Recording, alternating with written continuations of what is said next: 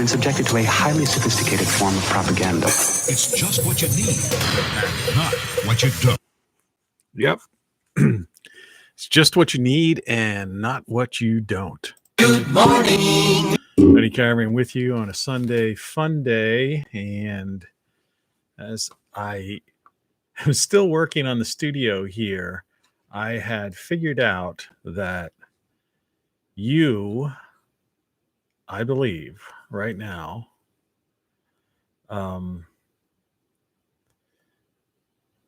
if I get this just right, let me just move this over to the side, that you should be able to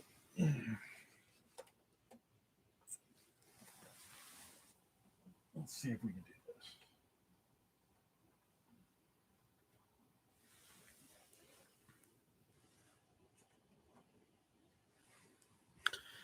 See the stuff I put up without necessarily seeing a doppelganger of me. And yet I can still somehow, even though my face seems to be gigantic, I can still somehow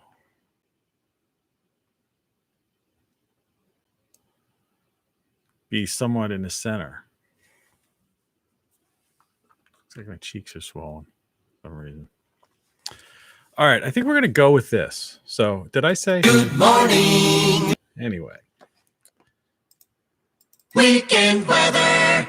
So, the weather here today is 18 degrees outside. It's supposed to only get up into maybe the high 20s or the low 30s. I'm in the mid-Atlantic states broadcasting worldwide, and it's 5:01 Eastern Standard Time. Tonight is going to get down to 21 degrees here on this eastern part of the once United States, now a basic geographic area with irreconcilable differences. This coming week, we're looking at 50s and 60s and nights above freezing. So that's going to be a pleasant change for people in this neck of the woods. So, Here's what's happening. I thought today we would just, as the title says, is just make this like Sunday fun day. So just typing in my hello world thing. And I have a series of slides that appear to be, to me, you'll be able to see them, but they're not the greatest in size. I still trying to deal. I mean, I'm working hard to deal with this crappy interface that's provided to us by YouTube Studio or Button Studio, because they don't even use the word YouTube anymore.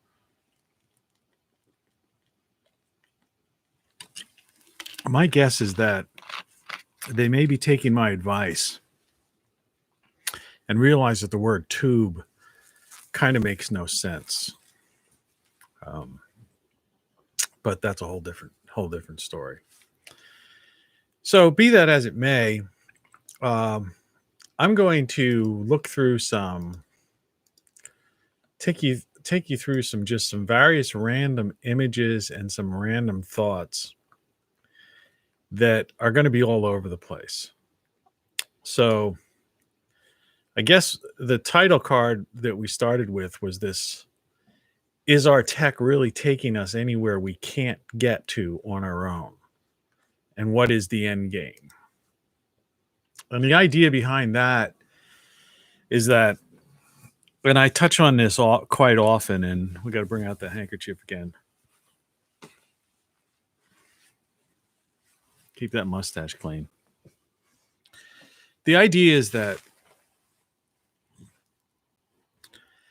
what's really the goal of the technocrats and those that are really pushing AI and robotics. the merging of man with machine, algorithms taking over functions that humans or clerical workers, all these bureaucrats sitting in these countless office buildings everywhere from New York to DC to Atlanta, GA, that they're doing are going to be done by algorithms. The latest version of AI, this GPT-3, has the capability of writing code to create a website, for example. And you can literally talk to it, or you could type to it, but you could literally talk to it and say, hey, I'm thinking of a website that looks something like the this Amazon page, but I wanted it to have my logo and change the address to this and the contact number to this, and add an image of a Cheshire cat, and blammo, it's done. And it actually, I've seen it in action. Like I say, I've tested that. It's early in the morning. Like I said, it's like 5:06 to be exact. And I got up around 3 something. The cat was giving up a fur ball. Anyone who has a cat understands that. Woke me up, and it was like, oh, I went to bed early last night. Wasn't the greatest night of sleep, but nonetheless, I wasn't about to get any more sleep. So I just heard the cat. Don't know what he's doing. But, so the technology's already here. And to the average person, they're just not aware of it. And some people watch these YouTube channels and they'll have 10 things this, 10 things that. I mean, I've probably done 10 things. Of course, mine were never clickbait. But like they put this stuff up where they talk about robotics and AI and show clips of Elon Musk warning people that it's going to be the end of life as we know it. But what they don't really do is talk to this term. It's an old term, state of the art. They don't really tell you that, like that. Many of the things that there's a warning you about have long since come to fruition. And the technology has always been 5, 10 years or more ahead of what is being released. That's just good corporate policy. You always, I've talked about this before in a different video, but I'm not sure if it was one of those marathon videos or not, that the one that 6-hour one that I took down because they were giving me a copyright claim because I played a couple of rock songs. The absurdity, there's great technology and the concept of all this stuff, and the idea that I can't like play a music or be a VJ here is really insane. Because what it basically means is that the companies, these giant multi-billion-dollar companies, are apparently not paying royalties. Because otherwise, we should all be able to play whatever kind of music we want to, and then they would just pay the royalties. I mean, they have revenue coming in from ads, but they even take the lion's share of that from people who are monetized. I'm not monetized. I make no money whatsoever on this. And yes, I do try to, push my book Codex there. It's kind of dark in the background. And my various shirts, there's one, Everything You Know Is Wrong. I'll show you some others later. But nobody's bought them so far. And I don't know if anybody's ever going to buy them. But that said, you got PewDiePie and all these homesteaders and DIY channels and gamesters and people showing you how to do things, kind of like the picture that I have up on the left-hand side now, soup that I made. In fact, I believe every ingredient in there is an ingredient from my garden my backyard garden, which we'll touch on a little bit today. But so they're bringing in these billions and billions of dollars, keeping the lion's share of it. But they can't pay royalties to BMI, ASCAP, CSAC, so that would allow us to play music. And if we play a song, it's a strike. And 3 strikes and you're out. You're kicked off forever for playing a song. Otherwise, take the video down. Sometimes they'll take it down themselves. I decided to just take it down myself. And the sad part about it was a 6-hour video. And right at the very end, it was like a marathon session. It was like a Friday TGIF. A happy hour thing. You know, I was drinking. I was showing different types of beers. And it was just a crazy fun afternoon. Had to call in, because I've got that set up for that. And the whole show was just great. And then right at the end, it was like at the 6-hour point, I'm like, okay, this is over. And I just thought I'd go out playing a few songs, a few rock songs. And copyright strike. I didn't even play the whole things. I just played like a couple of clips from them. And that was enough for them to block the video. And then it was, so inevitably I ended up having to take it down. Luckily, I was able to download it at least. And there is a portion of the call-in with tattoo available on my channel, Rockflux on YouTube. But that, that's the idea of, it ties into the whole concept. So you got a great technology, but somehow the corporatocracy puts these limitations and restricts your ability, your freedom to communicate. And, and that doesn't even touch into, the things that happen to people that dare talk politics or criticize, something, which I really don't get into. I criticize it in general. I talk about the corporatocracy. Most people don't even understand what that is. So I guess they haven't plugged that into the algorithm yet. Or if it is, it's just, it's harmless to them because they don't understand what I'm, they don't perceive me, of what I'm saying as exposing, what they're really up to, what the end game is. And that's what I was trying to say. So what is the end game of the technocrats? This video is not going to be about that. This live TV show, I should say, Sunday morning, Sunday Funday. It's just going to be covering a lot of things like this. But I thought that would be a good point of departure. The answer is that I'm sure there are certain people who attend Davos, the World Economic Forum folks, Great Reset people, that have, this crazy ideas like some of the, authoritarians, dictators in the past. This idea of world dominance. When you say globalism and the UN, EU, and world government, basically you're talking about, a megalomania, right? You're talking about some of the most evil dictators and regimes in world history, right?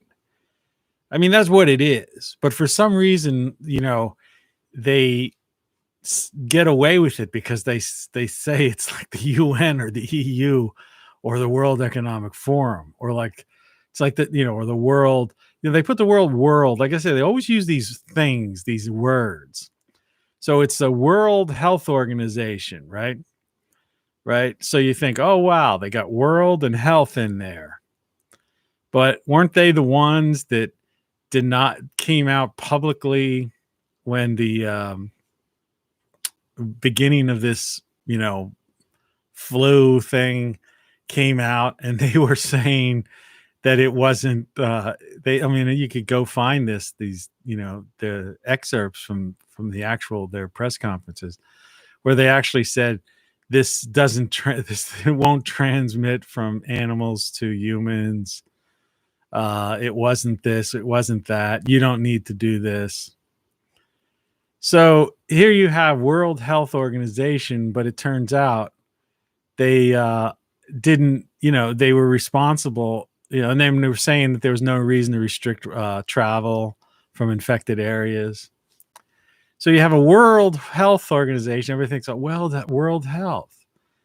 And they basically contributed to one of the, biggest, destructive things to hit the world, and since probably World War II, I would say. I mean, that's how disruptive this virus thing was.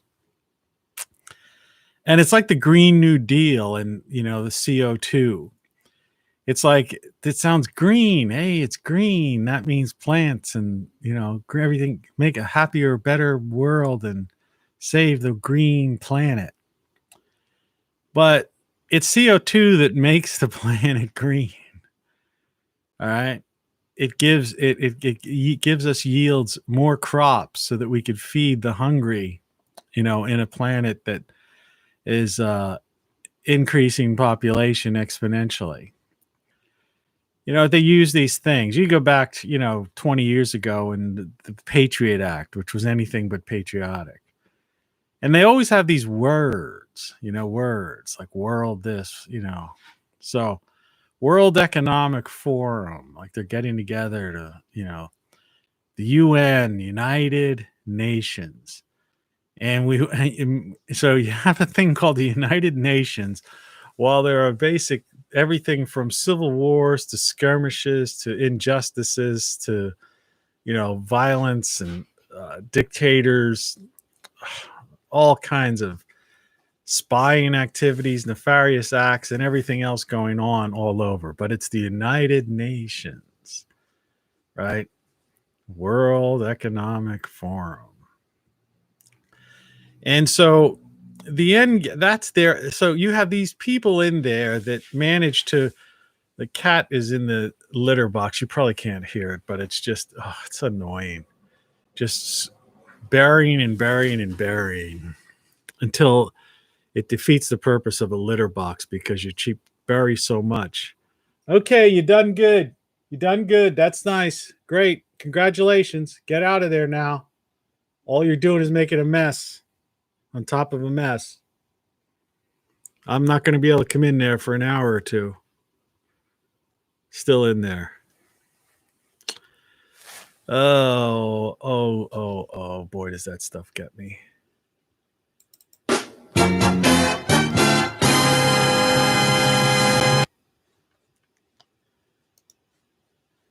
Fun.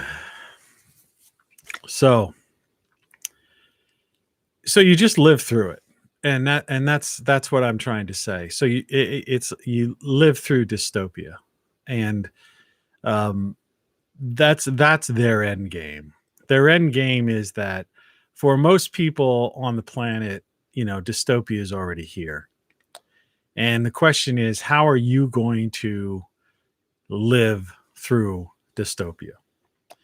And one of the things, one of the ways of doing that, and every time I do a thing on the screen, it, you see it, in real time. But what I'm trying to do is I'm trying to keep myself in a situation where I'm looking as close to the camera as I can so that I don't seem like I'm, not paying attention to you. But at the same time, you see the image that I want you to see. And that's what I'm doing.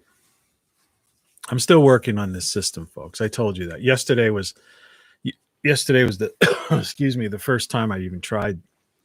I decided to use this TV monitor at least because I can't physically put the image up. And some people would say, well, I don't know, I've seen other people do it. Yeah, they pay like $149 a month, or they bought some software for $600 or something weird like that.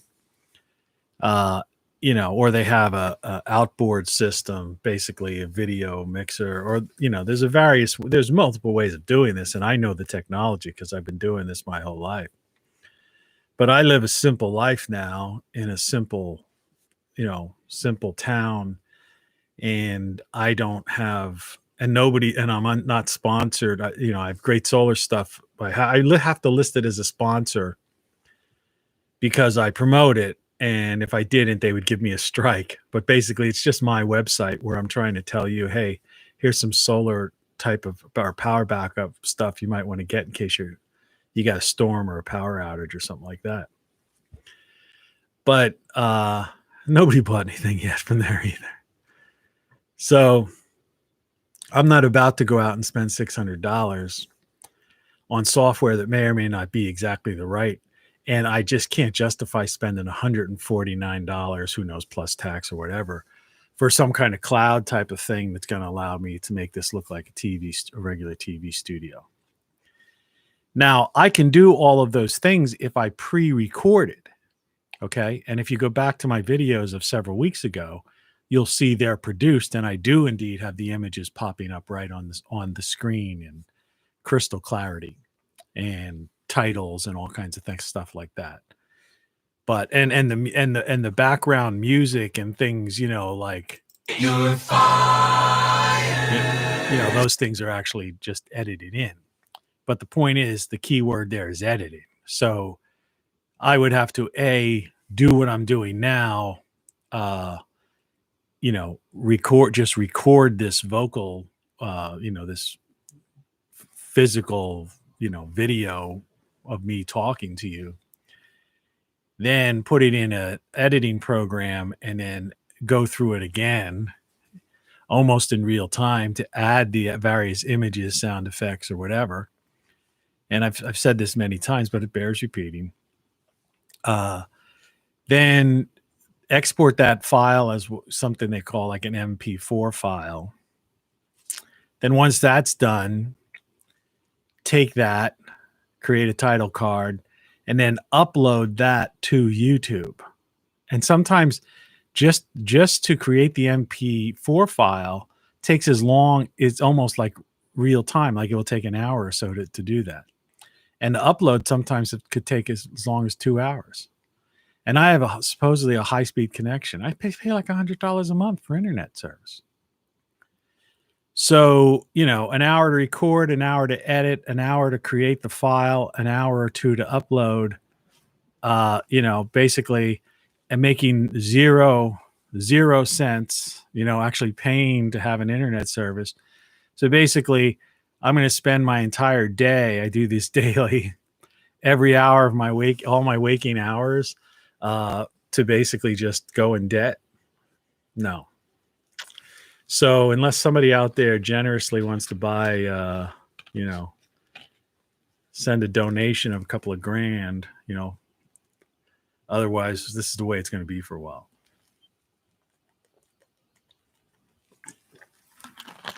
But as I said before,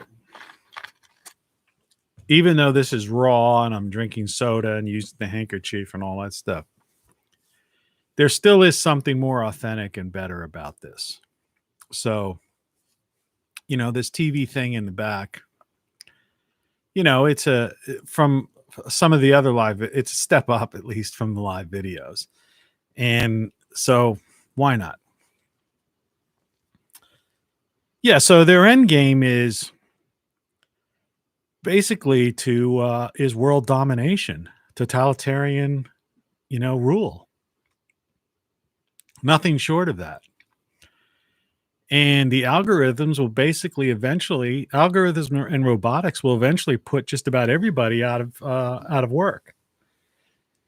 And they pass around these ideas, these old, outdated socialism, communist ideas, like they're going to have give out a living wage to people free and stuff. All these protesters with their little cardboard signs with the magic marker thing,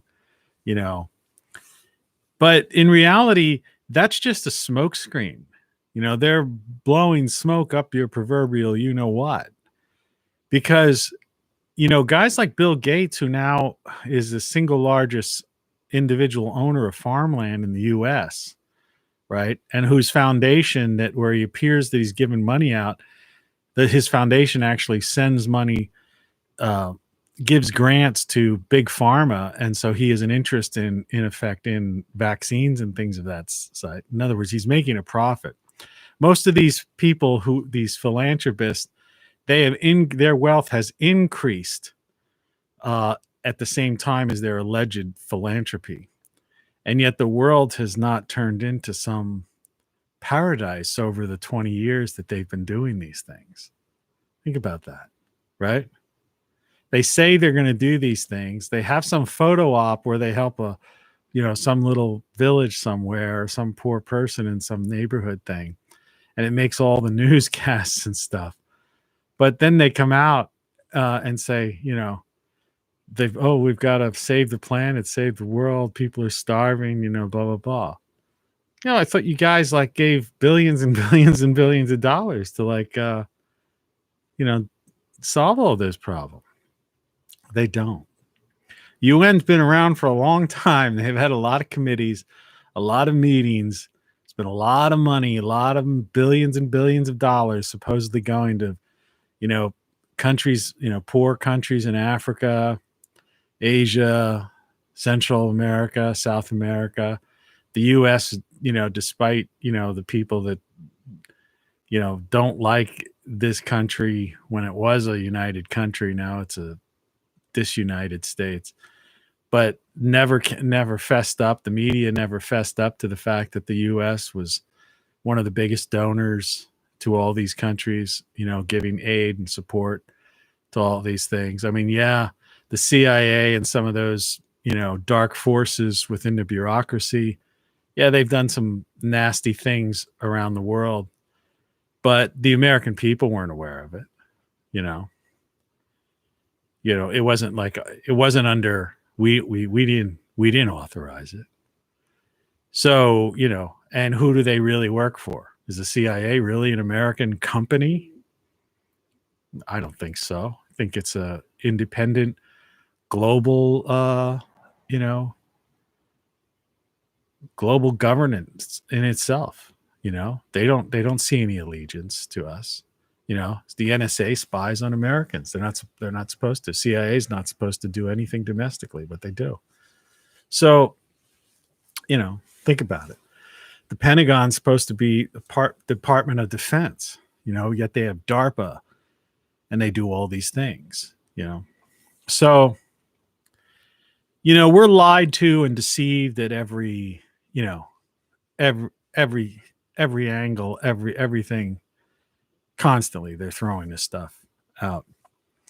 But the biggest one, the scary one, the reason I brought up Gates and people like that, and he's not alone, is that they're not going to be giving out, money to people. It seems they passed this bill past Congress yesterday, that $1.9 trillion bill, which is basically a handout to the states. It's basically a payoff for the scamming states, states like California and New York that screwed over their people and, did various nefarious things that I don't want to get into because that's probably verboten on this channel. But you know what I'm talking about. It's basically payback, it's a way of them paying those people for doing their dirty deeds. Dirty deeds done dirt cheap. But the $1,400 is included in that, supposedly. So hopefully sometime within the next couple of weeks, we're all going to get $1,400. But the $15 an hour national wage, neither passed the House nor the Senate and isn't likely to. And yet the Democrats had control. The whole concept of giving everybody, $1,000 or $2,000 or something like that. All these people on the street, they think they're going to get that. It's not going to happen. What they're going to do, think logically. I often bring up Occam's razor. The answer is usually the simplest, most obvious solution is usually the correct one. Okay, so you have a planet with nearly 8 billion people now. Right? It just keeps going up. And, they estimate this. Nobody has ideas. In certain countries, the birth rates are higher than others. And especially the bigger population countries. So you've got 8 billion people. Now, I always have had the contention, excuse me,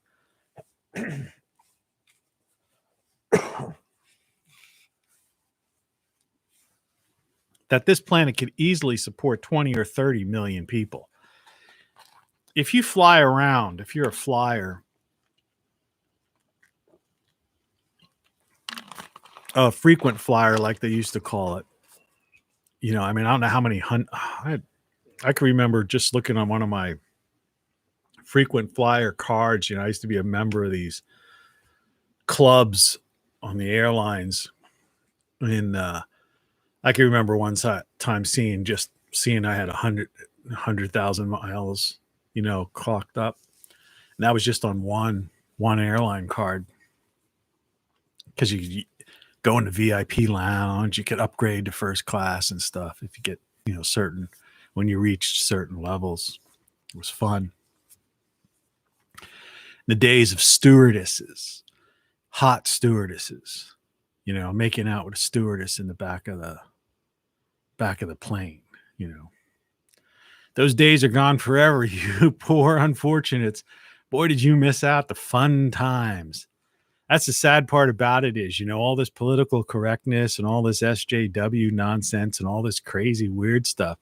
All it's really doing, a handful of people, because it's really just a handful of people. It's the same old faces you see all the time who are like, pointing fingers at people and doing stuff like that, right?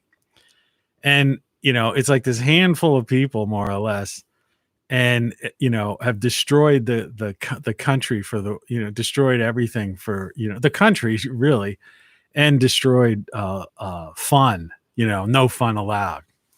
And I'm not talking about anything negative, whatever. I'm talking about consensual kissing, I'm talking about going to a bar and, and literally walking up to a woman or a woman walking up to you, which I've had happen, and basically, picking you up.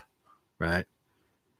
Okay. Now that's like, that's somehow assault or, some kind of thing.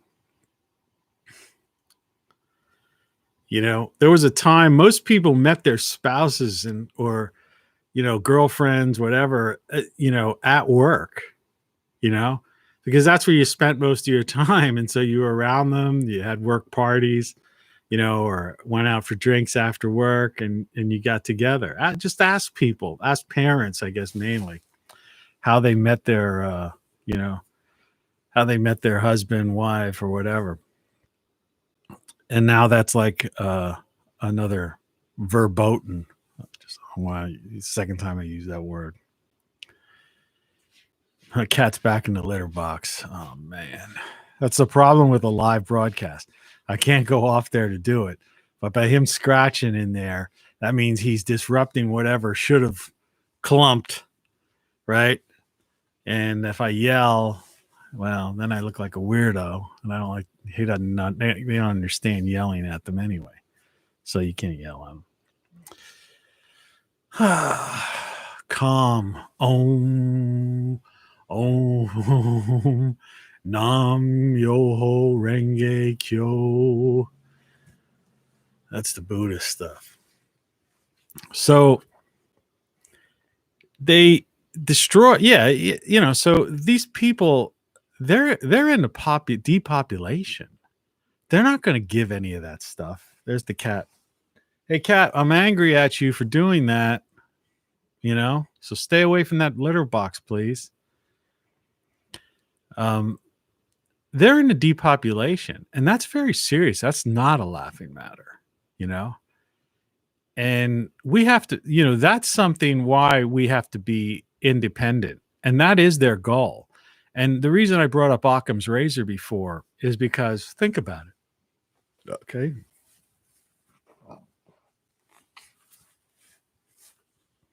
Live TV, folks. So what okay, so you create these robotics. All right, great robots. I mean, we've had, remember, robotics have been around for a very, very, very, very, very long time. I mean, the automotive industry embraced robotics, literally decades and decades ago. The cat, I have to go in there. I literally have to go in there because I can't imagine what kind of nightmare it is. Hang on there, folks. I'd like to play a song, but if I do, I'll lose it. I'll be back. This show's live. I'm still here.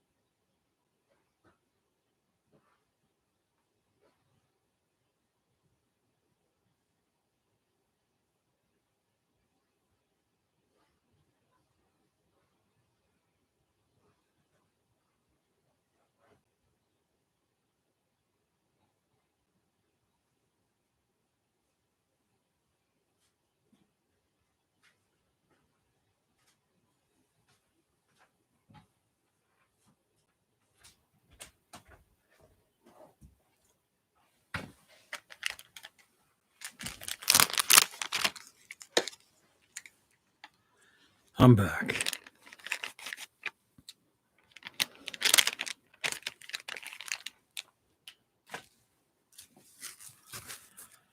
I'm back. I bet you this thing will help wake my eyes before I wash my hands. I'm still tired.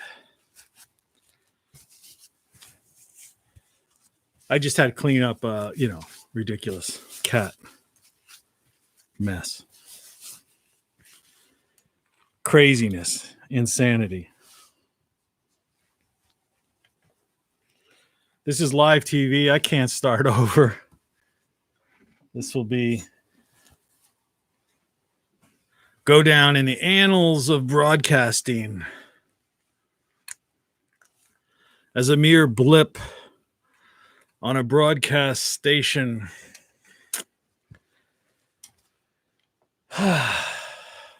Okay, let's see if I get back to my happy place. I should have gotten another caffeine since this is like one of those kind of days. I may well do that. All right, so the automotive industry, you've all seen those assembly lines, and that's when, in the days of Detroit, when car manufacturing was really big, 60s and 70s. And that's when the automakers union, Teamsters and stuff, that's when they got really powerful because, a lot of automation was starting to come in and the unions were, acting, trying to get wage hikes, blah, blah, blah, blah, blah, blah. Anyway, of course, there was all kinds of crazy stuff that went on there too. But I'm not here to criticize that. We talked about like teachers unions before. I don't care about unions as long as a union is basically doing like what unions started out doing, like getting rid of the 7-day work week and making it illegal to have 14-year-olds working in the mines, that kind of thing. I'm all for that. I'm all pro justice, I'm a libertarian in that regard of freedom and justice. And if people want to make a decision on something and get together and make a decision on something, you're upset now. You have made a mess in there. You want to come down and show the people your face? You look like a vampire. So I chased him away from the box. That's why he just did that. Looked over here with that cry. Come here.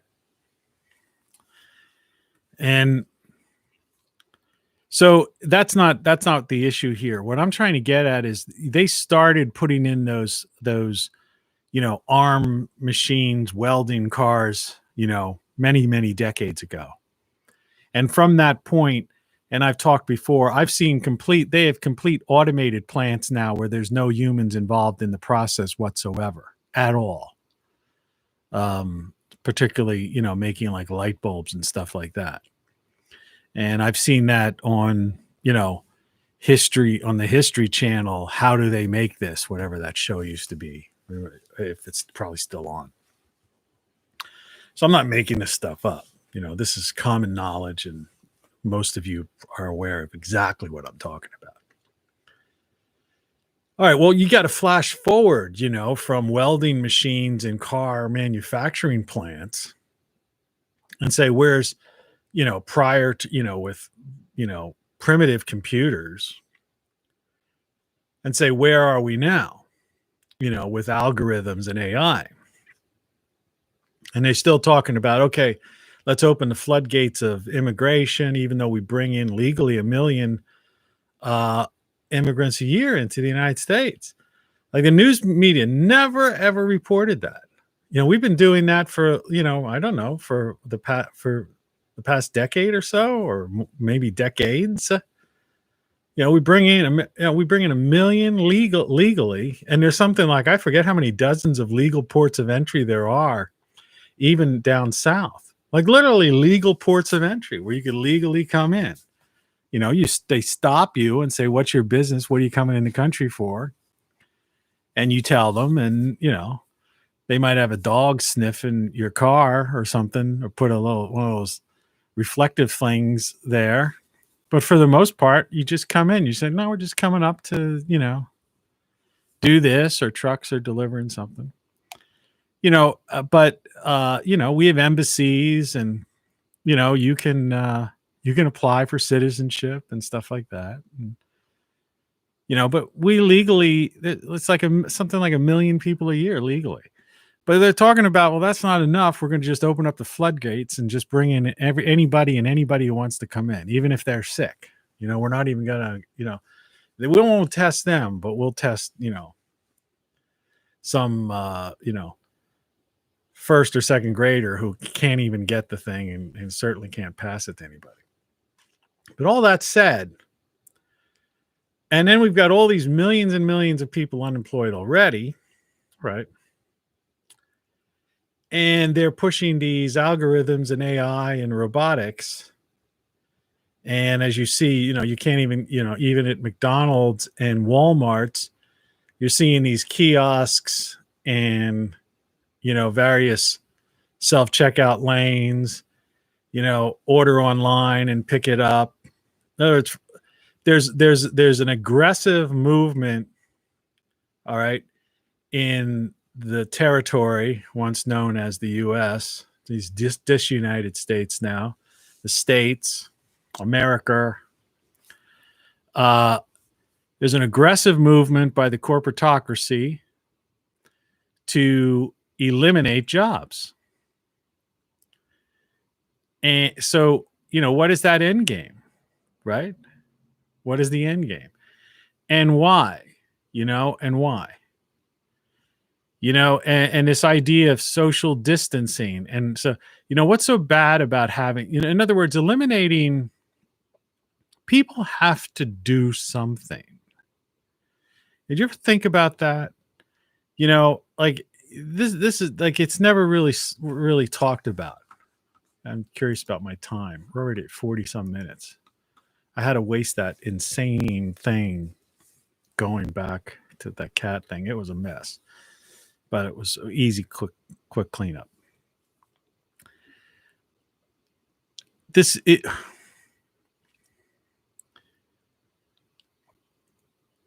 I lost my train of thought because that was such a insane thing to have to do before. But I guess I'm trying to talk about is this employment and the number of people. Like, I guess what I'm trying to say is people I know what I was trying to say now. I got it back. You have to do something. I mean, not have to, like be forced to, you know. I mean, like I say, from, my libertarian self says, you do whatever you want to, if you want to be a bum, you should be able to be a bum, as long as you don't infringe on somebody else's territory, their rights, their the natural law, so to speak, right? These inalienable rights that that everyone understands, and what in many cases is called natural law, right? Basically, like the laws of nature, So, in other words, if I want to be a bum, I could be a bum, but I can't go sleep on somebody's private property porch. You see, that's infringing on them. They're working, they're paying for it. They built that porch. I have no business on that porch. I'm trespassing. But if I want to be a bum and go out into the woods and sleep in a tree, yeah, I'm fine. If I'm not bothering anybody and, it's a public part or something, so be it. I mean, that's what freedom basically is. Freedom is to choose, to live your life the way you want to live your life. And people respecting one another is how societies are formed. Some say that, in the old tribal days, there's only so many humans. I forget what the number is, but it was like 100 some. They're really only humans can only live in harmony within groups of like 100 or so until they started to have problems. And that's usually where people then left and formed another group or another tribe, whatever you want to call it. All right. And that's how things, that's how we populated the world or something. I mean, that's just one. I've heard that, discussed like through anthropology and people that study, human behavior. And so, that kind of thing. Sociology, I guess, even in a sense. But this chair sunk down again. It's another thing. I need to put a link for a donation up there so that they have those gamer chairs you see all the cool people have. I got to get one of those. This chair is so old that the thing you do that adjusts the height of the chair, it's so old and used that it doesn't hold its position. Sometimes it does, sometimes it doesn't, but it's going. It's an old chair. I mean, I don't know how long I had this thing. 20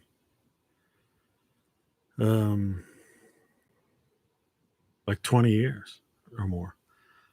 You get these, and it wasn't an expensive chair at the time. I've already had to replace those little wheels on the bottom. I had bought extra of those, or I found some somewhere, those little tiny plastic wheels. That was a while back, though. The ones I replaced were better than the original ones. So we know what freedom is, all right, and mutual respect. we understand how societies are formed. Maybe that's why we even used to have neighborhoods. Neighborhoods were a group, not so much a tribe. That word is confusing to people, but to those who understand, at a level of, some kind of level of intelligence that goes beyond, the surface of everything.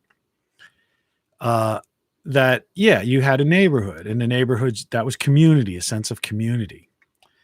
And, I remember particularly living in New York City. You had, and it's not like that much anymore, but I'm sure there's still pockets of it. I've been out of New York for a very long time. But that there were communities and neighborhoods, and people had, and even in other small towns where I lived, people would have things called block parties. And I mean, that's even how, like, even the police stations, you still see that sometimes on TV shows, where they have like, it's a precinct, right? Stuff like that. And that's like that's a neighborhood. Well, there was a time when places like, little sections of Brooklyn, or just even areas like the Upper West Side, different areas where it was like, because I remember because I lived in the Upper West Side when I worked at Columbia University. And I walked, I had a housing, I walked up the street, to and fro work and whatever. I hung out at, like, local, bars if I wanted to get a drink. I bought a slice of pizza from, like, kind of the same guy, one of my favorite places. And this one guy used to sell a slice of pizza that was like, I don't know how he made them so big. It was $1, but it was like a giant slice of pizza. Like, I don't know how you could get that out of, unless just the pizza was like so huge. But man, New York pizza, that's the thing I miss the most about New York, I guess. New York pizza. But, you had your movie theater, and you walk the street and you'd see familiar faces. And a lot of people didn't realize that. And in many ways, it seemed to me in those days in New York, and this is many, over 30 some years ago. I think it's about that long. Yeah. That everybody it was friendlier than, like, this in some of the smaller towns, and like now, like, you can walk down the street in so many places and people are just heads down. Like, they just won't even give you eye talk, but I can remember it was like, hey, how you doing? Good morning. It was like when I was in Australia, there really was that g'day, stuff. People really said it. G'day. And they're friendly, and you go in a place, and that sense of community. We're in this together, all that kind of stuff, and we don't have that anymore, generally speaking. It's not to say it's vanished. There are communities throughout this geographic region, former United States of America, that where that still exists, but even the family structure, with the advent of cheap travel and all this, people just, like, scattered, and air travel being cheap and everything else. And so those days are pretty much have gone, and except for in areas where they have been preserved. And you've had so many people, so much crime, like the freeloaders, and people don't want to talk about that. The opportunist freeloaders basically, destroyed that. And the government seemed to help that. They added that to it by incentivizing those that didn't want to work and those that didn't want to play by the rules.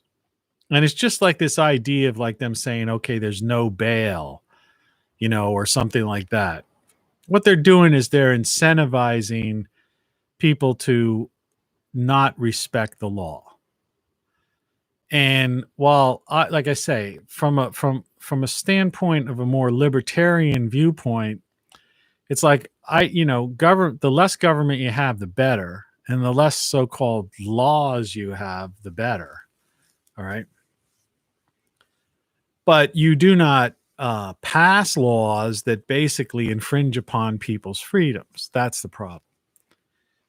But to make this long story longer, and the point I'm trying to get at is that it seems to me that while you simultaneously are perfecting robotics to the point of having robots, and I had the picture of a robot up yesterday, which I could bring up again just to, further push this point. Let me see if I can grab that quick. It's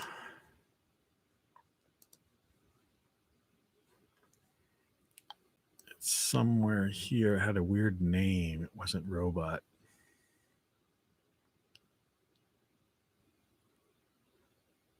It's called something strange.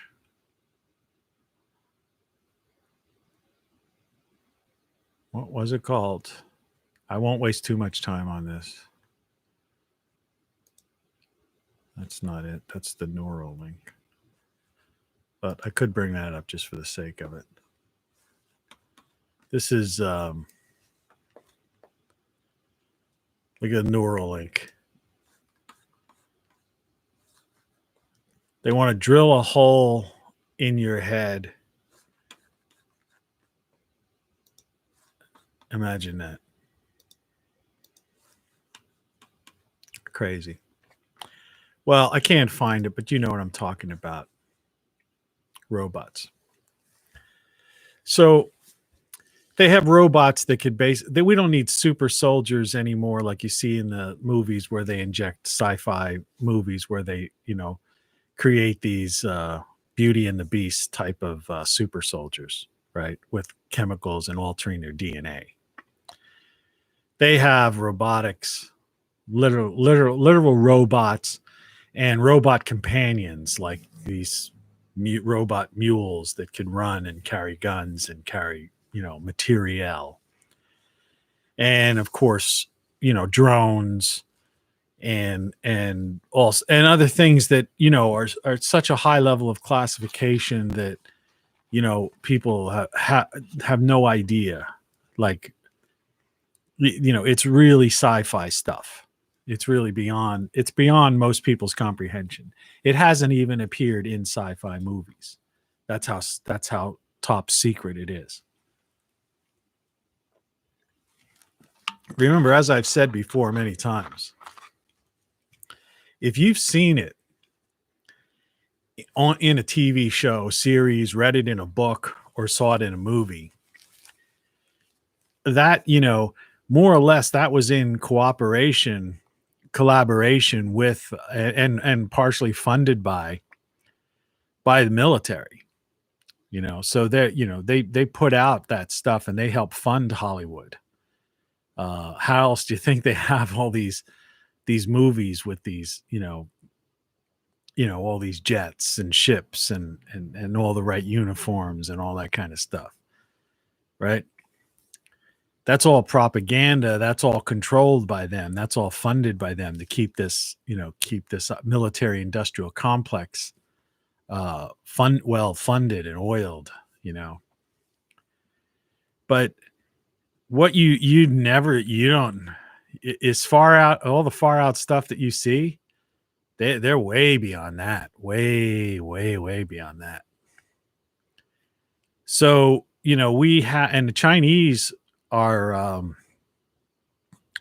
are building robotic armies, beyond comprehension. People used to worry about the idea that there were so many, there's 1.5 billion Chinese, and the Chinese Communist Army, would be a force to reckon with in a conventional war, as they call it. I mean, war to me seems ridiculous at this point, since most of the major powers have nuclear weapons. So you would think, well, you can't have a war because, that would just be the end of the world. But see, the way this globalized, corporatocracy is organized, wars are about profit. There's a socioeconomic geopolitics. It's not really about conquest, because ultimately they're all playing the same game. It's the Game of Thrones with thrown into with the corporatocracy.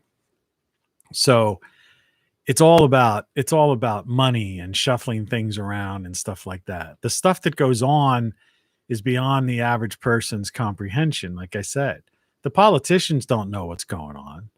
All right. Maybe some people high up in some of the intelligence agencies have an idea, but they don't even really grasp what the corporatocracy is up to. They don't really know how. They used to, that's how it used to be in the 60s. You used to have, organizations like the CIA used to be, change governments and, were involved in assassinations and, and coups and all that stuff. Banana Republic stuff is all basically based on the concept of the CIA, and a banana company. It's, it's weird. That's how the word, the company was used, because that's a whole nother story. But what goes on now, with the concept of what we call, people refer to as big tech, it's a whole different world. And the corporatocracy, the CIA and the NSA is in the way of the corporatocracy. And I don't care what anybody says. And there's there's some people who work for these bureaucracies, alphabet agencies watching, and they're thinking that guy's clueless. He doesn't know. It's like, hey man, I worked in DC. I lived and worked in Capitol Hill. I know what's going on. All right. You don't know what's going on. You have no idea of the corporatocracy. They're a step ahead of you. Okay, maybe a couple of steps ahead of you. Then they've got contingencies on top of contingencies. So just like the bureaucracies and the alphabet agencies took over the government, because we no longer have a government anymore. They're just there for show. Corporatocracy runs them, and the bureaucracies ignore them. Well, the corporatocracy is basically coming for the bureaucracy. I got into that yesterday. They don't want anybody. So anyway, all these jobs, so a lot of these bureaucrats are being eliminated.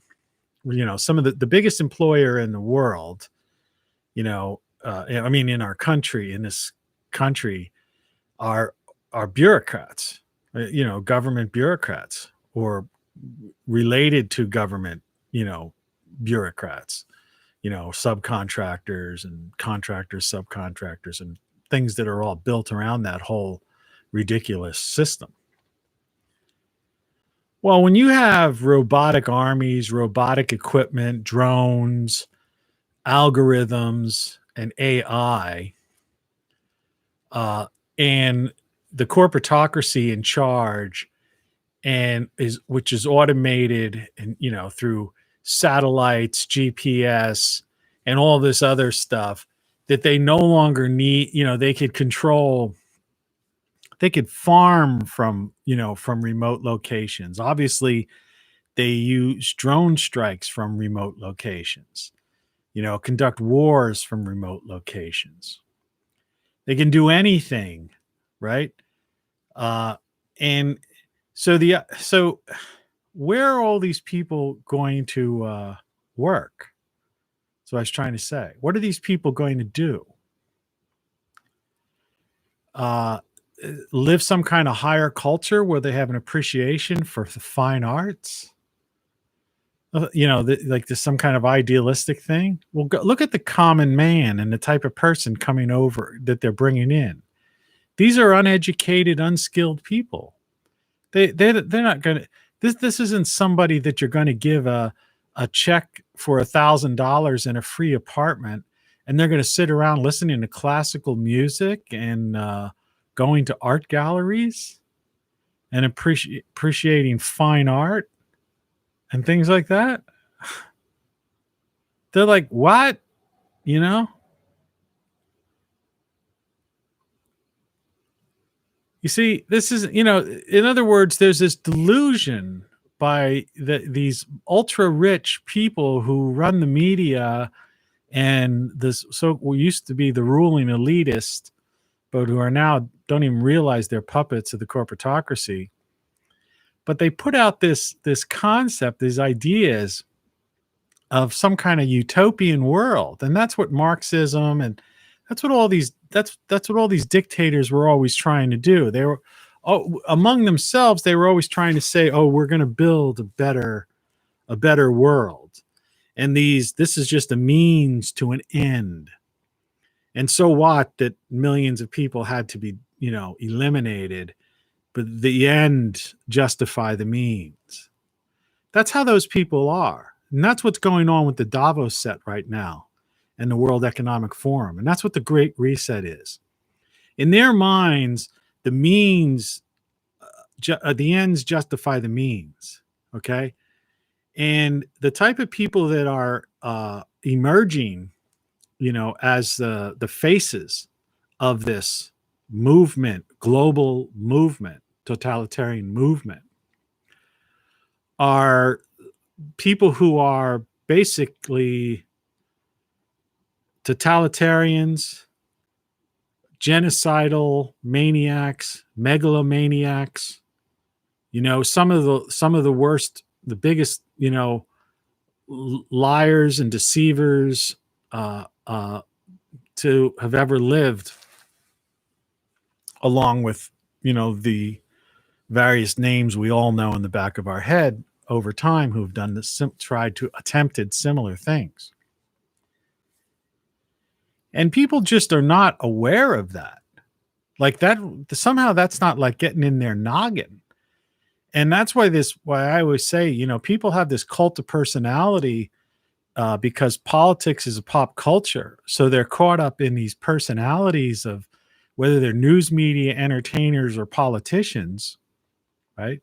Or these figures in these Gates type figures or whatever.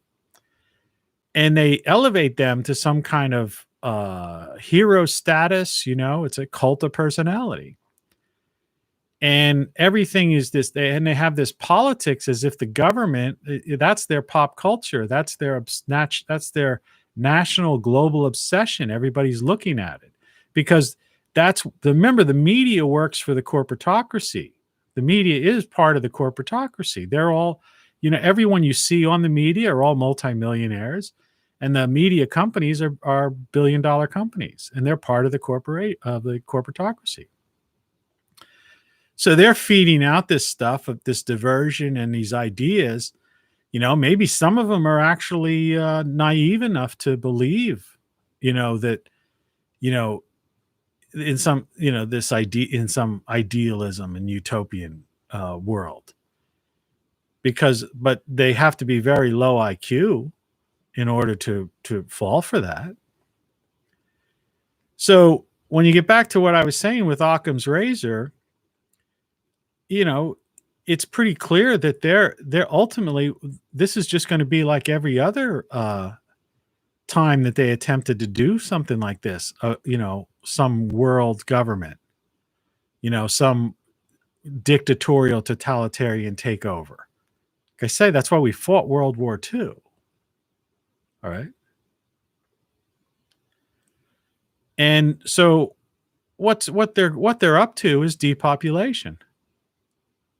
They're not going to be, they're going to try to kill off billions of people. I don't know how exactly they're going to do it. I mean, some people believe this whole plague thing was a dry run. And so, even though 99.9% of the people survived it, right? And it looks like, these certain figures that keep popping up keep talking about, oh, the next one, it'll be worse.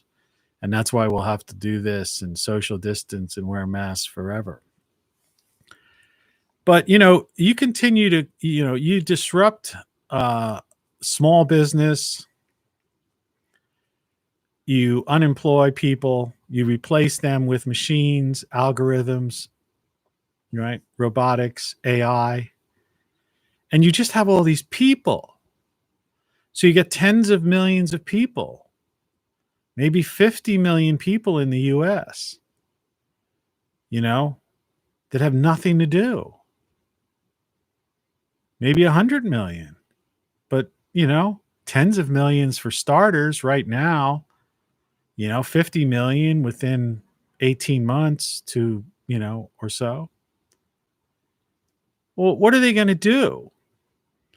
And those that have gone to college, these so-called student loan, and people that build these ridiculous student loans and stuff, they graduated with degrees. They have no skills for a society, for the type of society that exists today. It's like trying to call customer service or trying to get something fixed. They come 3 times.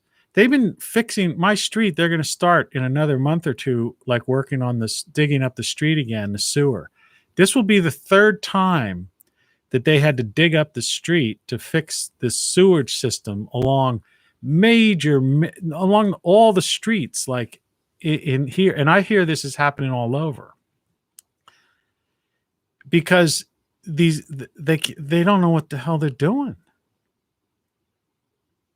They dig up the streets, lay down new pipes, do whatever they have to do, close it back up, asphalt back over it, steamroller it down, looks nice, paint the line down the middle. And 2 years later, and then they raise your bill. Like when I first got here, my water and sewer bill was around $55 or something like that. Well, now it's like $105. They added like an extra $50 because they said to pay for that. Because see, when they call these things water and sewer authorities, people think it has something to do with the government or something. It doesn't. They're private companies. And the government are all wimps. They all, they're in it. They probably get a kickback or something like that. But imagine 100% increase in a bill. And yet they didn't do the job right. And so they'll probably, they'll try to like raise it again to say, oh, we got to raise it again. So, this is crazy. So anyway, I'm going to go grab another drink. So hang on in there for a second. All right. I'll be right back in just a second.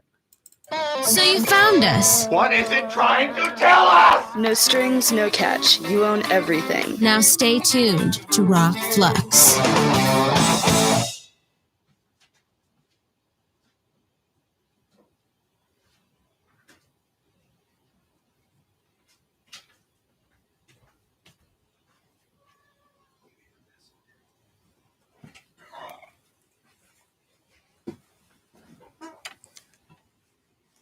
I'm back. It's a different face without glasses. I don't wear glasses in real life. I only wear them on YouTube. These are like reading glasses because there's so many things I'm looking at. I got myself another one of these. I really shouldn't be drinking this much caffeine. So it's kind of a scary thing to talk about. Now, there may be some other solution, but I don't see what it is. Like I say, you're not going to just give somebody what they call a living wage. And so, in other words, even though I don't believe that money exists, it's just a ledger, in the cloud, right? It's just like a number on a ledger in a cloud, So, and I mean, that's how the Fed, the central bank system works. Debt is so high. This year, somehow the debt is as high as our budget, our annual budget, or something like that, which means the country's basically completely bankrupt, right? That we paid our debt, we can't, our entire budget. So that's why I'm saying there is no country, but the corporatocracy owns this. Because the financial systems, that's part of the corporatocracy, the puppeteers, the people that run everything. Right? So they own this country. They've owned it. When they started the Federal Reserve, 100 years ago or so, whenever it was around that time, that was pretty much the end of the country. And they, like I said, they got off the gold standard, then they got off the silver, got rid of silver, and money became what they call fiat currency. That's when the whole thing, and then they got rid of remember they got rid of the SNLs. That was under Reagan. No, the SNL, savings and loans, where you could go to a local bank and you knew the branch manager because you went to high school with them, or they knew you because you went to high school with their son or daughter. And it's like, sure. I remember going to a bank and getting a $500 loan for something when I was like 18 or something like that. Saying whatever. And I obviously had no collateral. I was just an 18-year-old kid out of high school. But the bank knew, they knew my family, they knew me.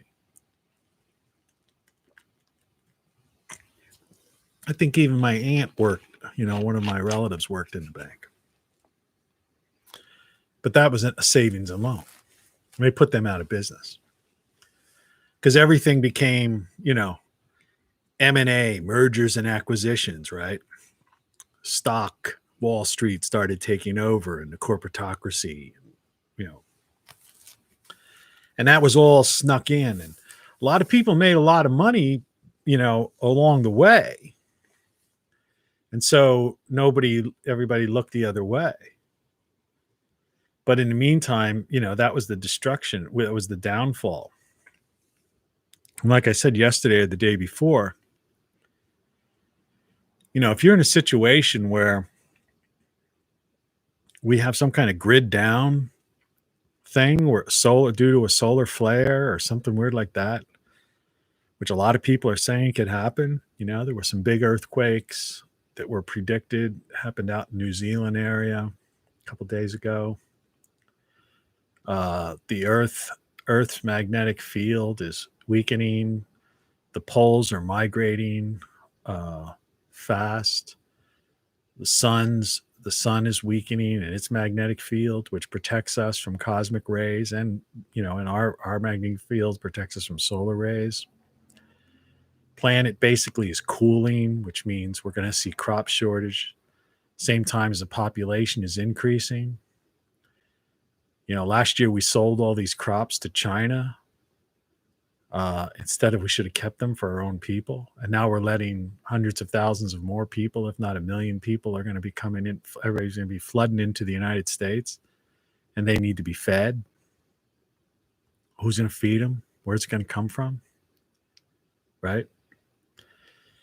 So, and then demands on the power grid, and this idea the infrastructure's falling apart.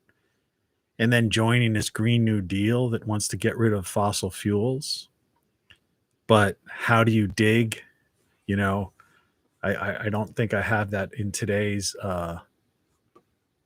get up, but let me just look.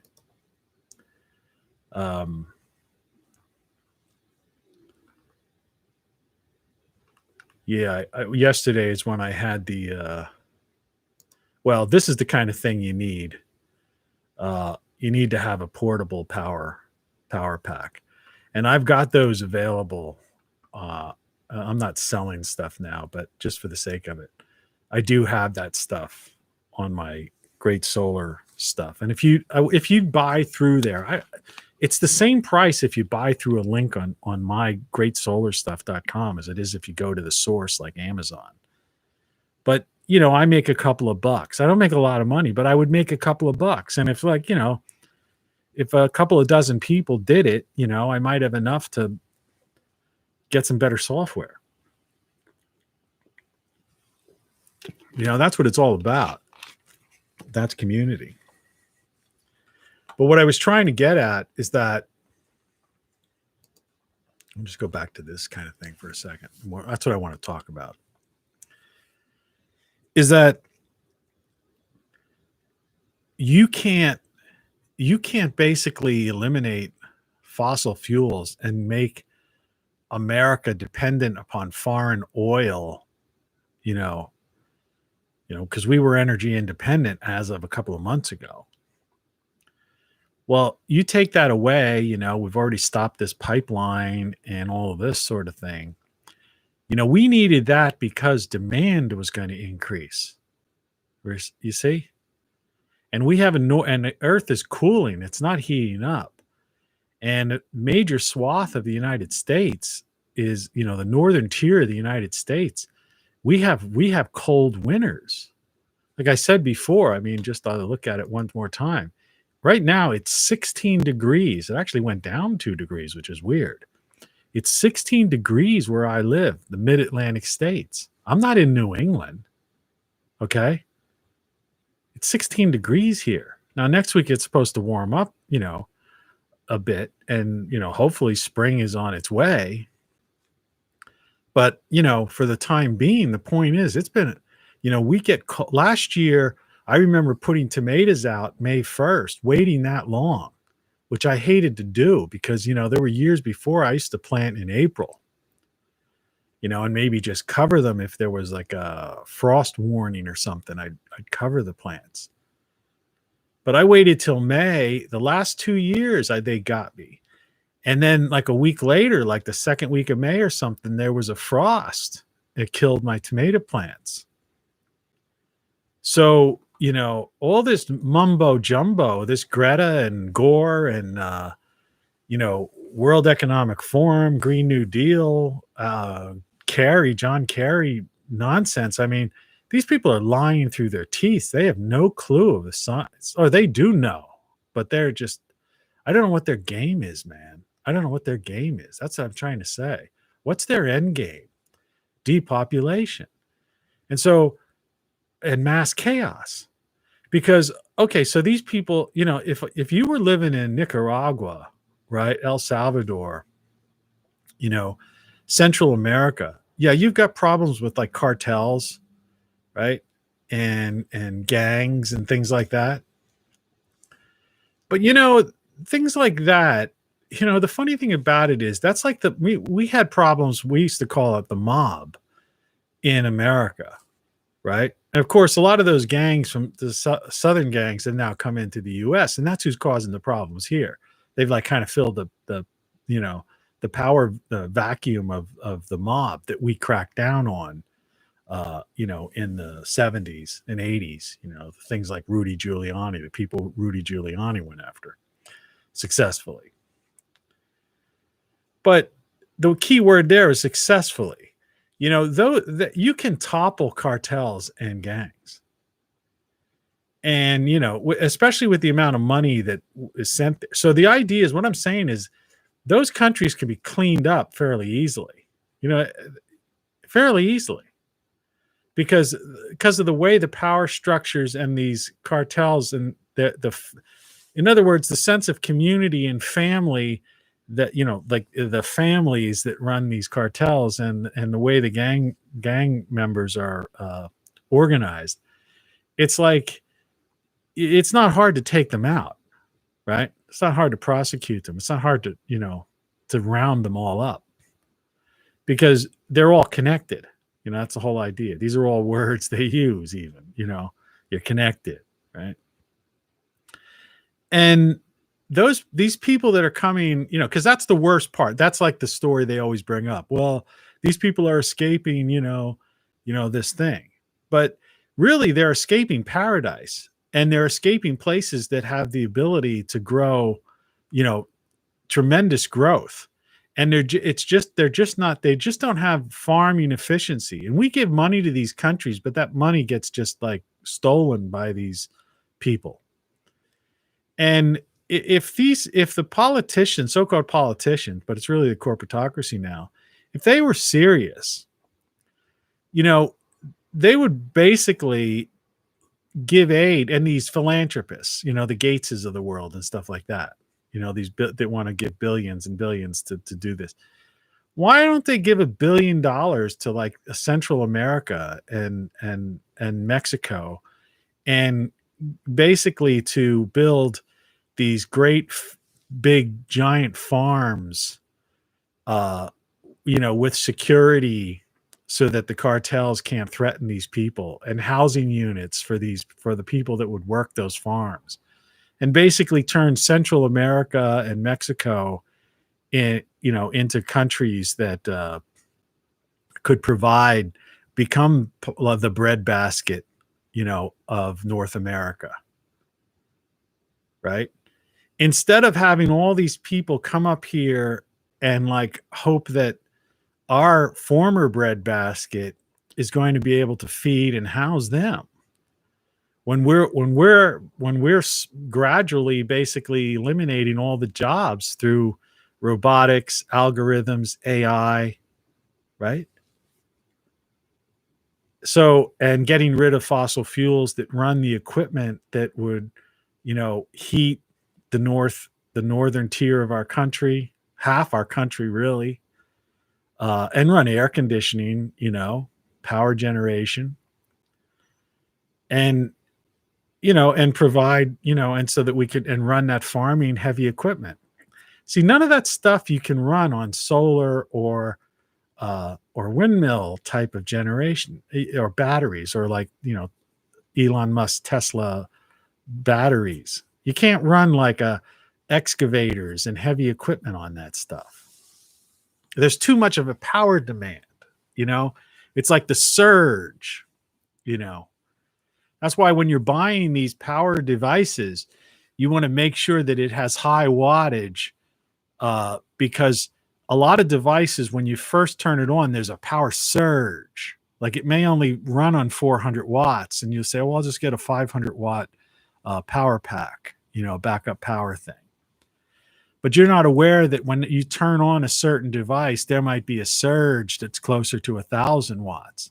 So what you really want to do, or 800 or something. So you really want to, even though you're only say, well, I only need about 500 watts, to run the things I want to run. It's like, no, you better get the 1,000 watt one, because there's surges of power.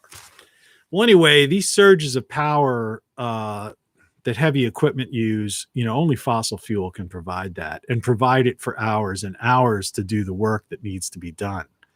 When they're harvesting on these giant farms that provide the food for the country, and in some cases the world, they're long days. They're in those machines all day long. All right. And even some of the robotic machines, that there are some of those, those things are just constantly working. And so, people have no idea, and heating and grids, power. So there's, like I always say, there's something fishy going on. And the Occam razor thing comes in, is that there's only one way of looking at this. You're either dealing with everyone, from every multi-millionaire, multi-billionaire, media person and politician, bureaucrat, and Wall Streeter are either the lowest IQ, most naive people in the world, idealistic dreamers, fantasy dreamers. Okay. That's one way, that either that, okay, that they're just so low IQ, naive, idealistic, living in some kind of fantasy dream world, right? Either that's the case, right, because they don't see reality, because I just spelled out reality, right? Or they know darn well what they're doing, and their end game is massive depopulation, killing off, culling the herd. They already look at us as cattle. Like I said, in the old days, it was just basic. In the big government era, we were just cattle on their tax farm. You work half the year. They have all that stuff figured out. When you tally up all the taxes you pay, from the sales tax on this, to your school board taxes, to your federal income taxes, to your state taxes, right, to your local taxes, to the taxes you pay when you buy an item, to the taxes when you get a bill from a utility or some company, and they instead of them paying taxes, they put surcharge tax, such and such tax on the bill. So the taxes they're supposed to pay, they make you pay. People tally that up and they find out, what do they have? A day, they call it tax-free day or something like that. It's sometime in June or something like that, or July. I don't know. It's either June or it's getting close to being July. So in other words, if you have a job, the half the year or more, you're just paying taxes, right? Is all going to taxes one way or another. Whether you get a tax rebate or anything like that, that's not it. It's the overall amount, gross amount of taxes you are paying one way, shape, or another that you just don't realize. But there are people that look at that. I've looked at it, and I've seen it. And if you really think about it, you buy a car, you pay taxes on it, There's taxes on every stinking thing.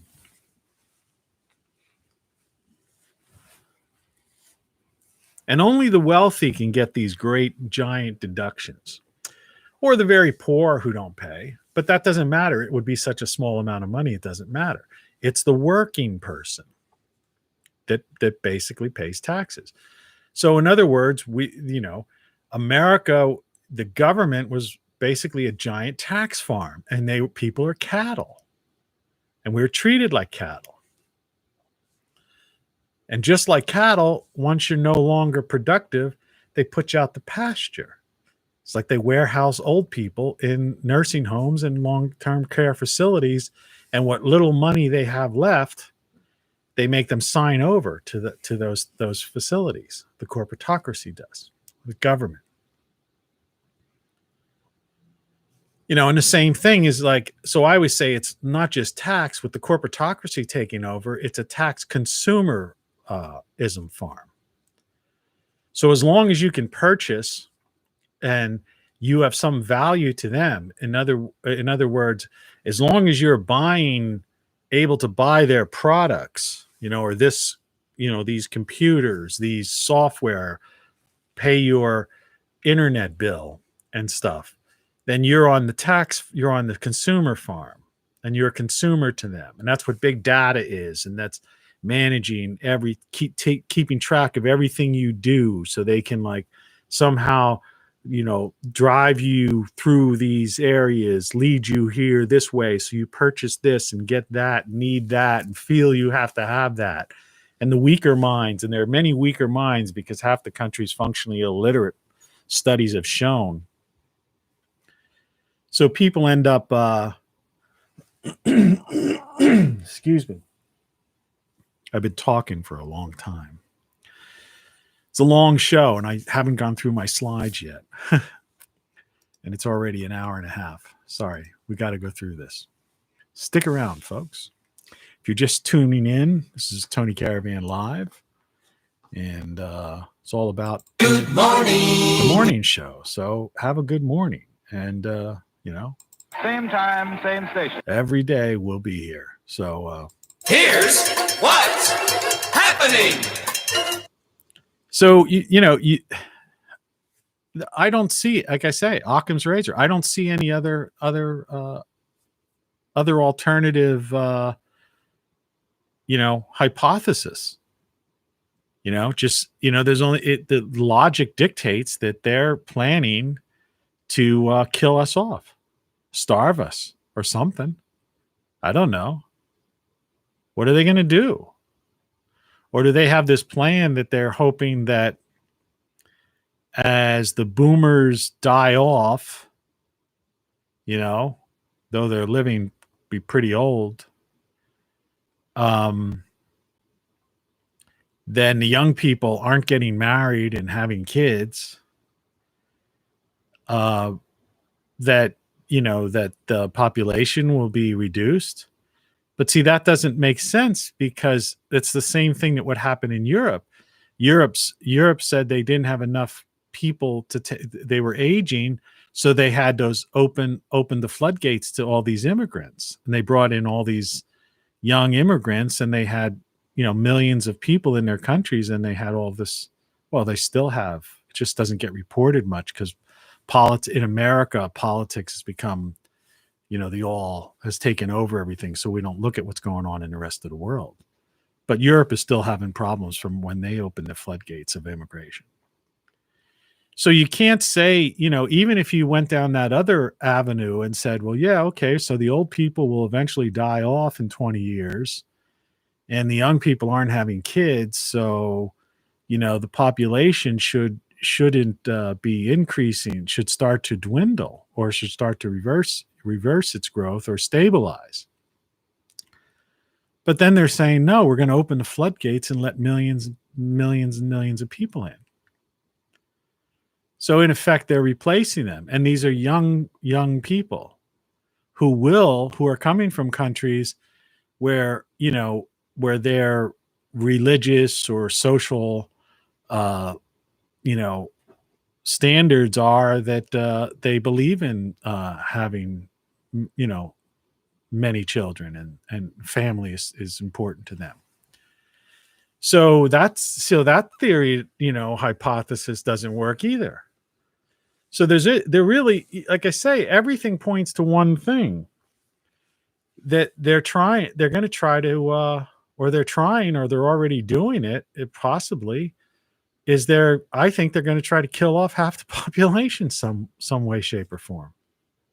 I think that this is all about depopulation. And you can find multiple speeches where Gates has said that the biggest problem is population and we need to reduce the population. Like they want to cut the population in half around the world.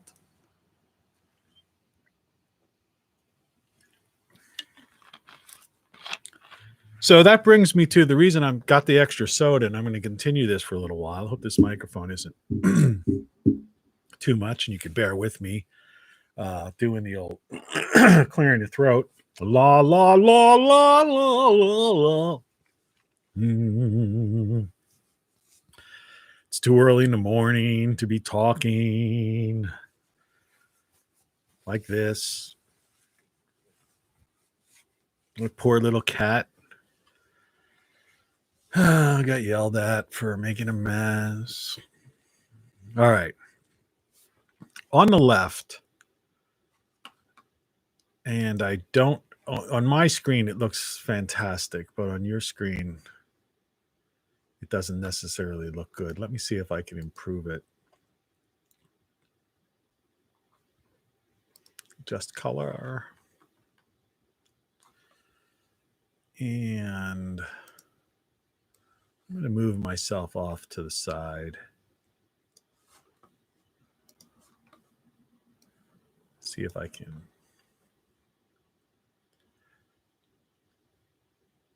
Shadows. What you're looking at there, and it's really not coming off right. Let's see if I can enlarge it, and that will help. Okay. It's starting to help a little bit. What this is these are what you would call lettuce starts. Okay. And in my garden, this is my backyard garden. I don't know, a couple of years ago. It was 2 years ago, actually, this particular version.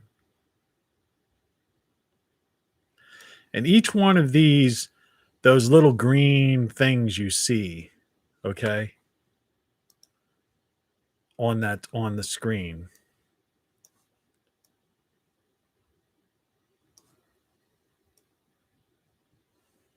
because let me just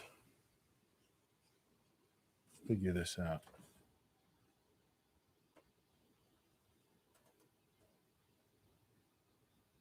All right. Each one of those things you see there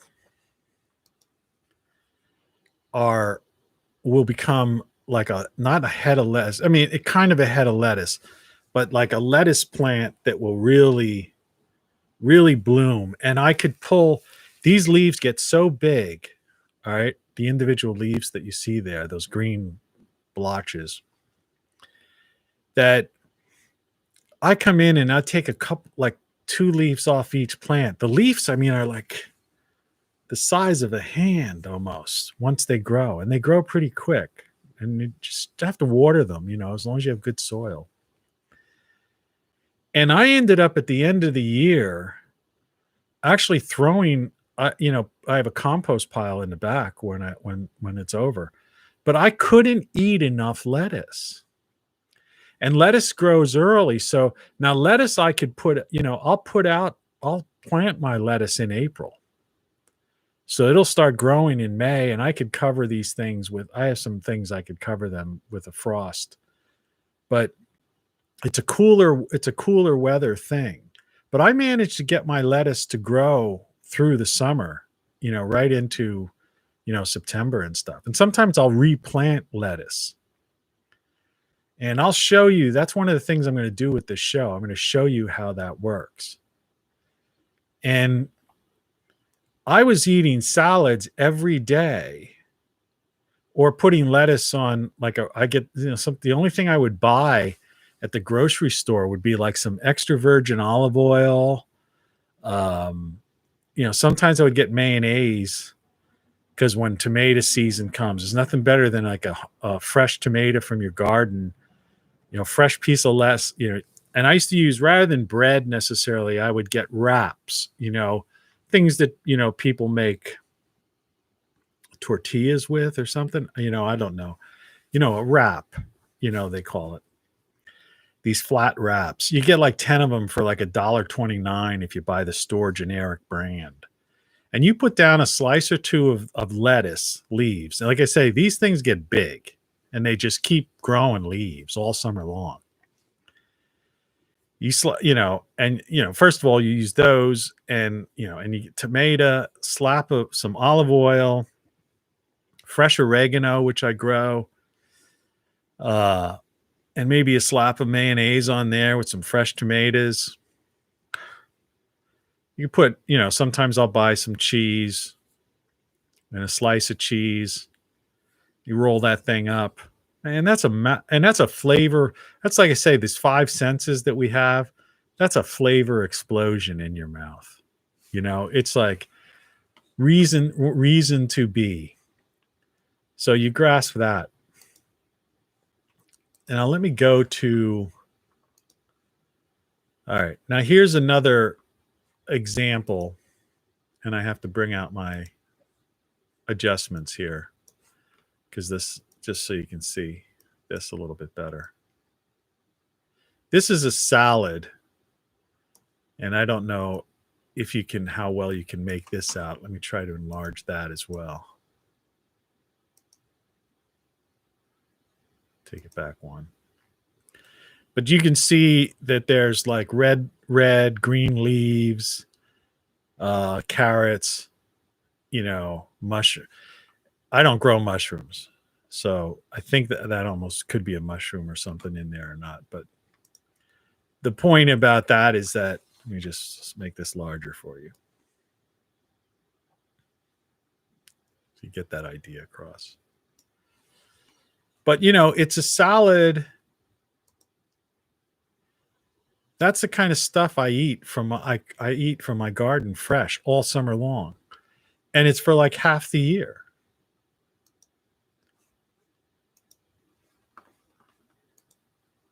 This I had up earlier. So it's like, it's not all humdrum, boring, like it's salads every day or something weird like that. Here's an example of a soup from my garden. I grow potatoes, carrots, broccoli, celery, all the spices like parsley, oregano, things like that. I make salsas with cilantro. And, you just put that in water, put it on the stove, put it on the stovetop, and you got yourself a soup. And in a power situation, like I always say, a grid down, whether it's a storm, the power outage, some car hits a telephone pole or something weird like that, and you have no power, You could cook soup on it. A lot of people don't think about this because they think of grill and then they think of making burgers and steaks or something, right?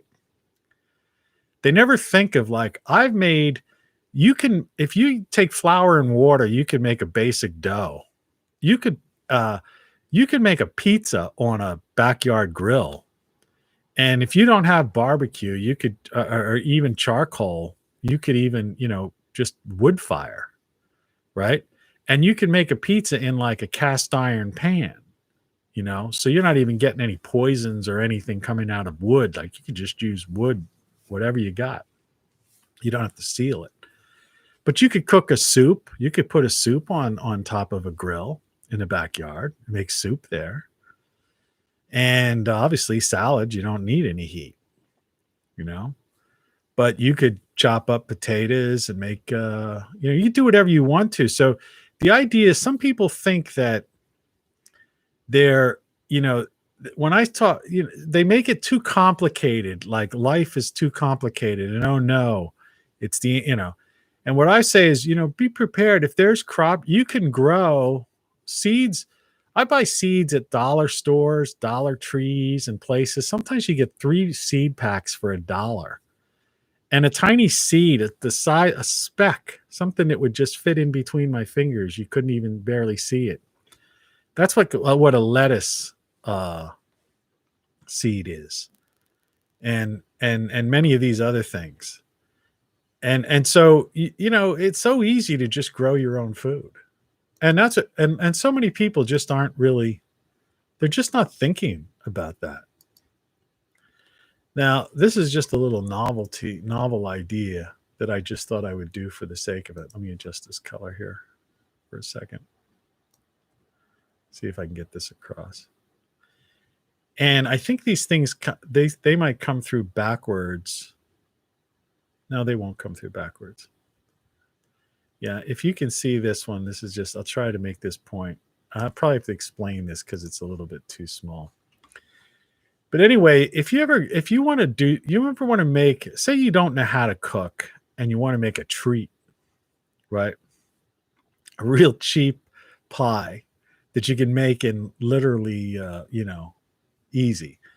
You can go to the grocery store and you could buy, if you see, I can see like my mouse moving a little bit on the upper right-hand corner of that screen.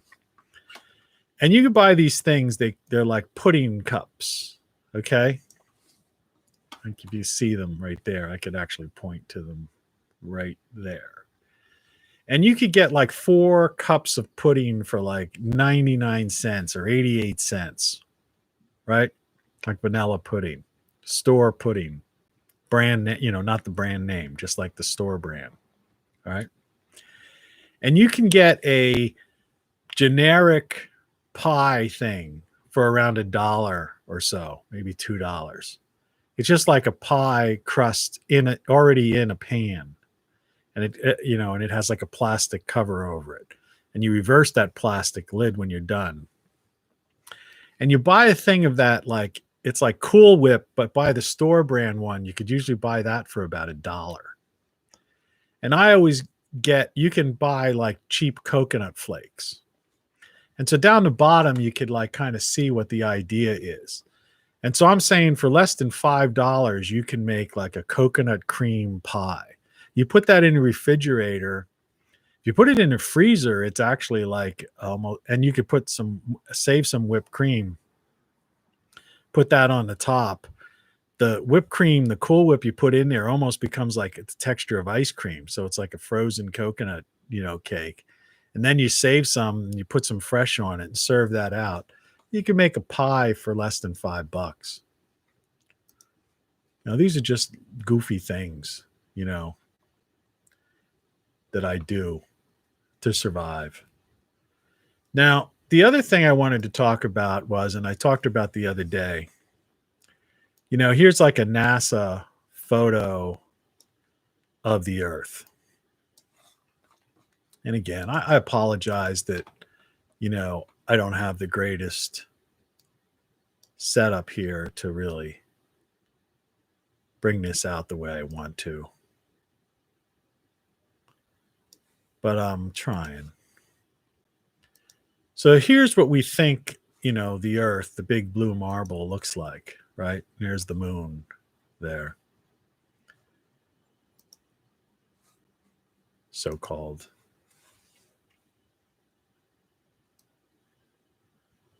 And so to most people, they think, okay, you go up in the space station, astronauts go around, and this is what the Earth looks like, right?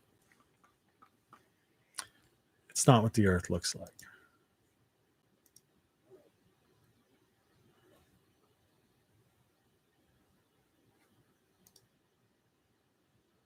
All right. This is what the Earth looks like.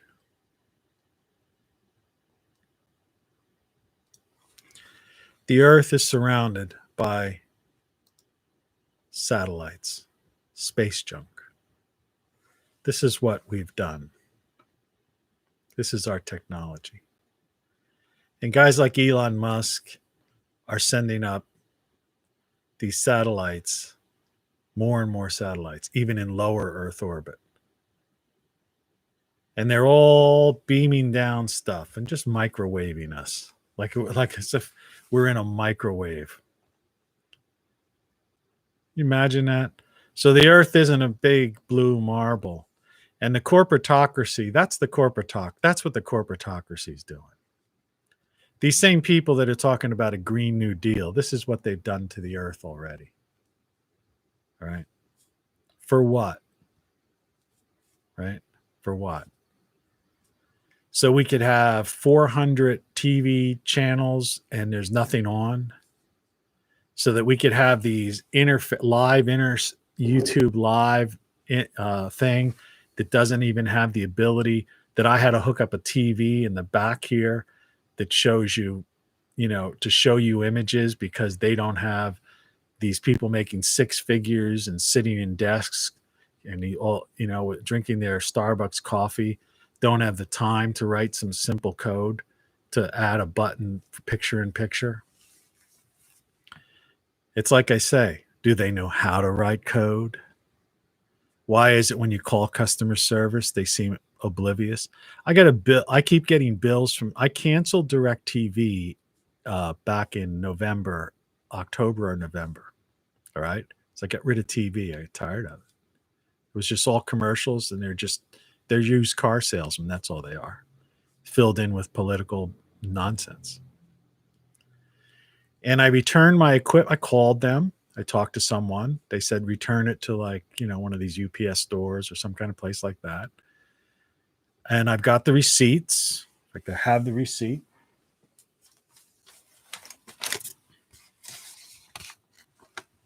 You can see that. I've got a receipt. Serial number of my device and all of that. So I returned the equipment. I paid my final bill. I owed them $33 or something like that. And they have been sending me notices. Your service is going to be disconnected. You owe us $194. Pay this now. Finally, they suspended my service in January or whatever. I just got something in the mail. And they're like, and I've talked to them 2 or 3 times on the phone. But see, they're so unorganized that it's just out of control. So customer service and the AI they're using for customer service, these chat bots or these morons that are, running this, I say, put this down. I sent them the number from the UPS store or FedEx store, wherever it was, I forget where one it was. Send them the number, the tracking number, the receipt number, the serial number. And they said, okay, this is fine. Yeah, we'll take care of that. Thank you, sir. Blah, blah, blah. Thank you for having been a DirecTV customer.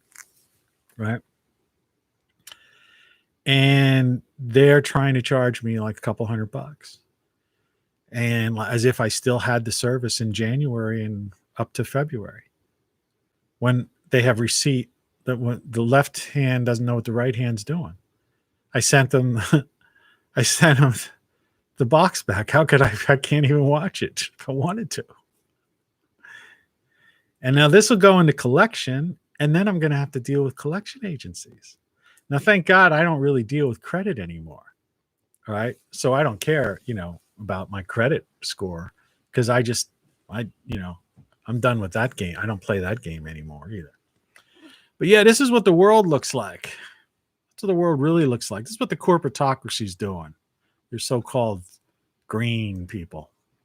All right. This is a thing.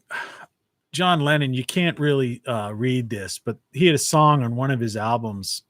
Was from Imagine, actually. It was back in recorded in June, July in 71. I don't agree with all of Lennon's politics or whatever, but I always liked Lennon's music.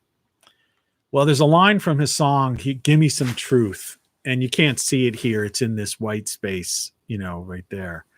But I'm sick and tired of hearing things from uptight, short-sighted, narrow-minded hypocritics. All I want is the truth. Just give me some truth. Then he goes on to say, I've had enough of reading things by neurotic, psychotic, pig-headed politicians. All I want is the truth. Give me some truth. I wonder if I get a copyright strike for reading a lyric. But it's like neurotic, psychotic, pig-headed politicians, right? And uptight, short-sighted, narrow-minded hypocritics. Give me some truth. It's amazing. There's a quote in the white space you can't see. This is a girl in Hawaii. Like I say, the beauty, from my standpoint, the beauty of nature and the beauty of women, just drives me crazy. But, listen to this. Is one of my own personal quotes. When you really think about it, the happiest you've ever been was probably doing something that didn't involve a device or any material thing. And that kind of goes with what my title card on this, showing like the end game for this technology. Because the reality is,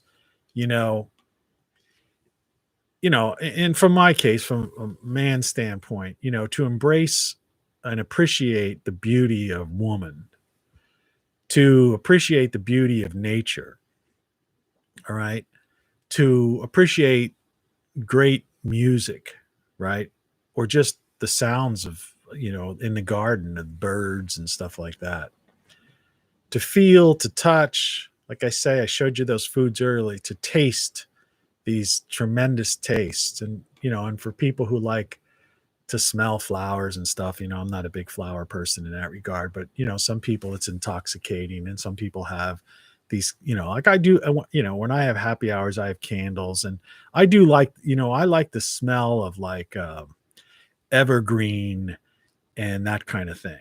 And, apple cinnamon and, or those Christmassy type of smells. So the idea that you have these senses and that you already immerse yourself in 360-degree reality,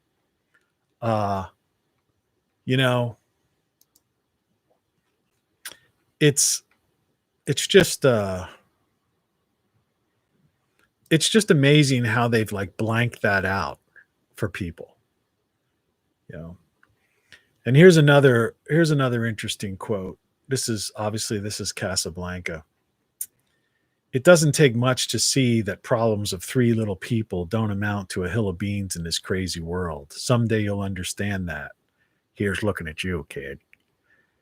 And the idea, is that, one thing about the corporatocracy trying to pull off this neo-feudalism today is that the fact that we do have such a large population that, many of us, you just vanish into the numbers, because, they can't manipulate and control 350 million people. So in many ways, it also supports my hypothesis that they're trying to reduce the population and cut the population in half. Because one of the other things is they can't control 350 million people. That's the problem. What are they going? That's just the U.S., right? And so, that's another thing where I think there's a lot of delusionalism, in their minds. And of course, this is an example. In fact, this is nearby where I am. These old factory towns, right? These buildings, they're just empty. And of course, I think in some of these factories now, these buildings particularly, I don't know if it's this group. This is a picture I took years ago. That I think they're actually using it to grow pot, because this whole, in this, wasn't this the bill where the word marijuana was listed, was used, was supposedly a COVID bill or something like that. But the word marijuana was like listed something like 100 times more than anything to do with the virus. So it's kind of that idea of like, let's just get everybody stoned, so that they don't, like, they just deal with this. Though thinking that in the short term, being stoned, like, oh, it's good, this is great if somebody's a stoner. It's like, no, they just want this is just a temporary move to get you stoned until they get everything in place so they can eventually get rid of you. Because what's coming ahead, like I showed this picture. This was on one of my screens. That's a plane. This is an actual picture taken by one of the guys on an expedition I was involved with to the North Pole. This is the Arctic Ocean. And that's an old prop plane. All right. This would probably be on the Soviet side almost of the Arctic Ocean, which, by the way, this is the Arctic Ocean. It's frozen over. Gore was talking, whatever, how many years ago, dozens of years ago, like as if this was going to all be melted and stuff. I know a guy who's still leading people on treks across the Arctic to the physical North Pole. The geographic North Pole, the magnetic pole is almost in Siberia, now, or is heading towards Siberia. But the geographic North Pole. So there's no Atlantic you can't take boats across the Atlantic or the Arctic Ocean. It's frozen solid, and guys walk there. They camp on there, and people have campfires on the ice. But this is where we're heading for. The Earth is cooling. This is all frozen. I don't know if you can, it actually, now that I see that, it doesn't necessarily come across, but let me see if I can get in there. This is ice. This is a downed plane in the frozen solid in the ice in the Arctic Ocean. Okay.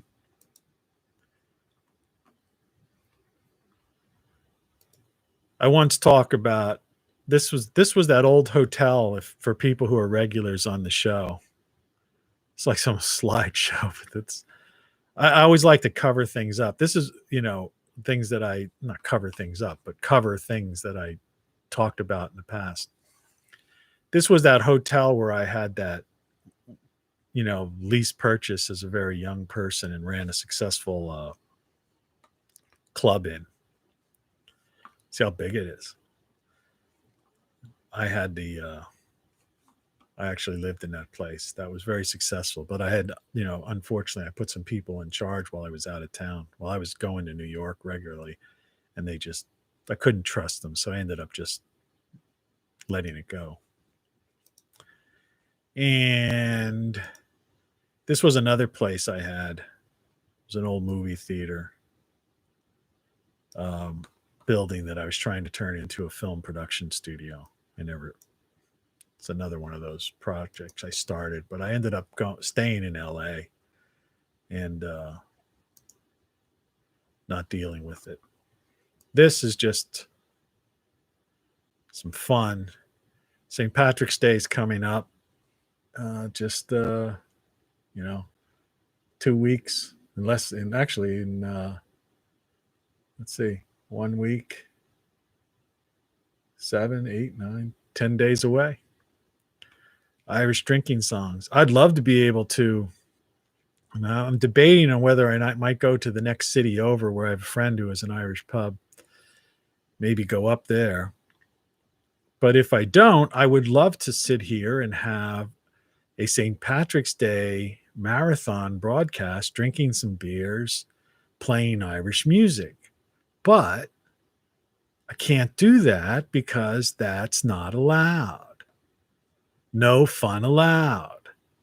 Even though YouTube, Google, Alphabet, whomever should be paying royalties to whatever Irish songs that I would be playing, to the authors, publishers of those songs. But they're not. And somehow they're getting away with that, and they penalize you. And that's why they block the video, so that they don't have to pay royalties. But this is media. What are they trying to pretend? How could they say it's not media? But then they have their YouTube music, like you can go on that area. So it's all a game. So they're depriving us of fun, And this is a classic album. I have this album. I'll see if I could fine tune it. This is one of my favorite albums of all, Irish albums of all time. I have all this music. But that's what they're depriving us.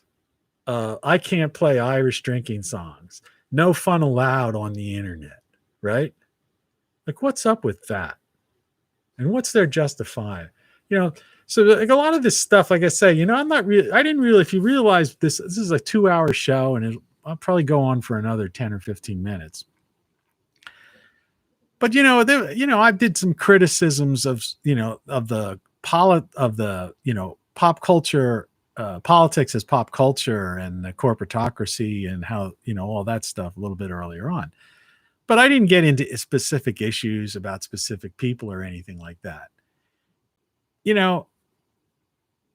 Because the real injustice is, like I'm trying to say, the hypocrisy is the corporatocracy. The politicians are meaningless people. They're, and it's like the idea that these big corporations, can say to us, no, you can't have a St. Patrick's Day.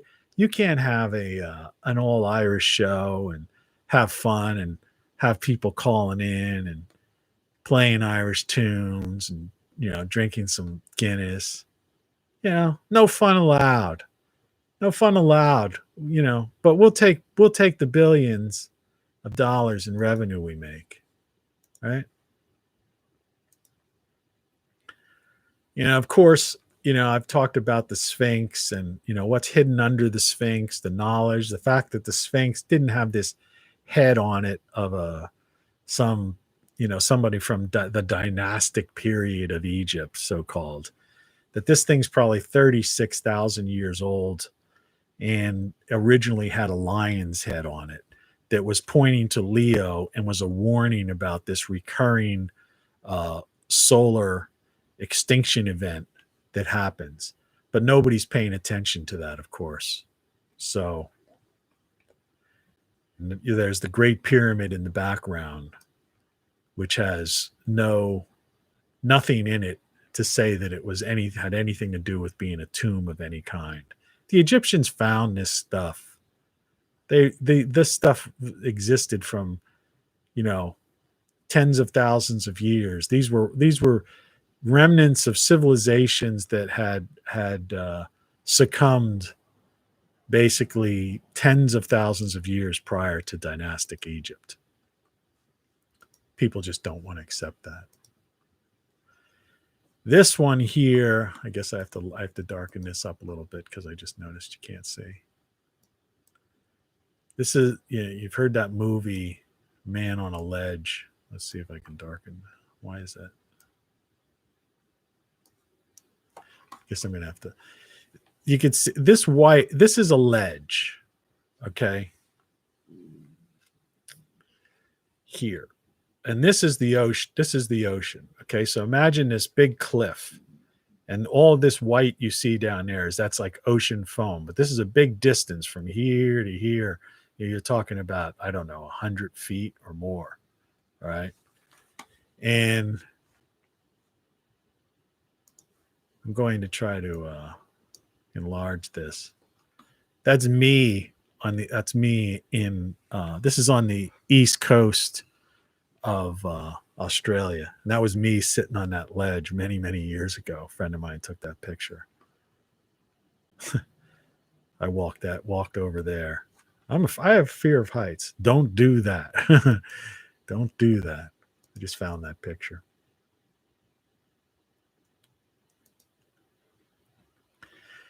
And this is another example of when I talk about surviving and, you know, and being reasonable. What all this is basically, you can't see the bottom, read the bottom here necessarily. But what we're looking at are everything on this page in this image cost me only $12. And I've got, you know, a box of rigatoni and ice cream, mushrooms, pomegranate juice, some yogurt, tomato sauce, some fresh cherry tomatoes, a ripe avocado, watermelon slices, and even like some kind of clean kitchen things to wash my dishes with and stuff for $12, right? All in a bag. And it's a lot of people, I see them when they go in the supermarket and they just go and they buy, you know, brand name this, brand name that, grab this, fill this cart, and they get to the checkout and it's always $100, $120 or something like that, or whatever it is. They might pay $60 or something. And one of the things like about the idea of me living in a house that costs $15,000 and growing my own stuff too, but when, you know, in the middle of the winter or something, going to the grocery store and having expenses of less than $1,000, you know, a month, maybe even closer to $800 a month. All you got to do is take when you go for the, you know, if you can't grow your own, you go to the grocery store and instead of just buying, you know, brand name this or brand name that or whatever, just look around. You know, a lot of people just don't understand budget shopping. It's like there are certain people that won't go to the Dollar Tree. I was at the Dollar Tree this past week. A friend of mine came down because I have a leaky roof. That's another story. I need just a couple of plastic containers because I know what I have to patch, but I've got like some leak coming in and it just happens to be an inopportune spot. It's in the area on the floor above my bedroom and I don't want that leaking.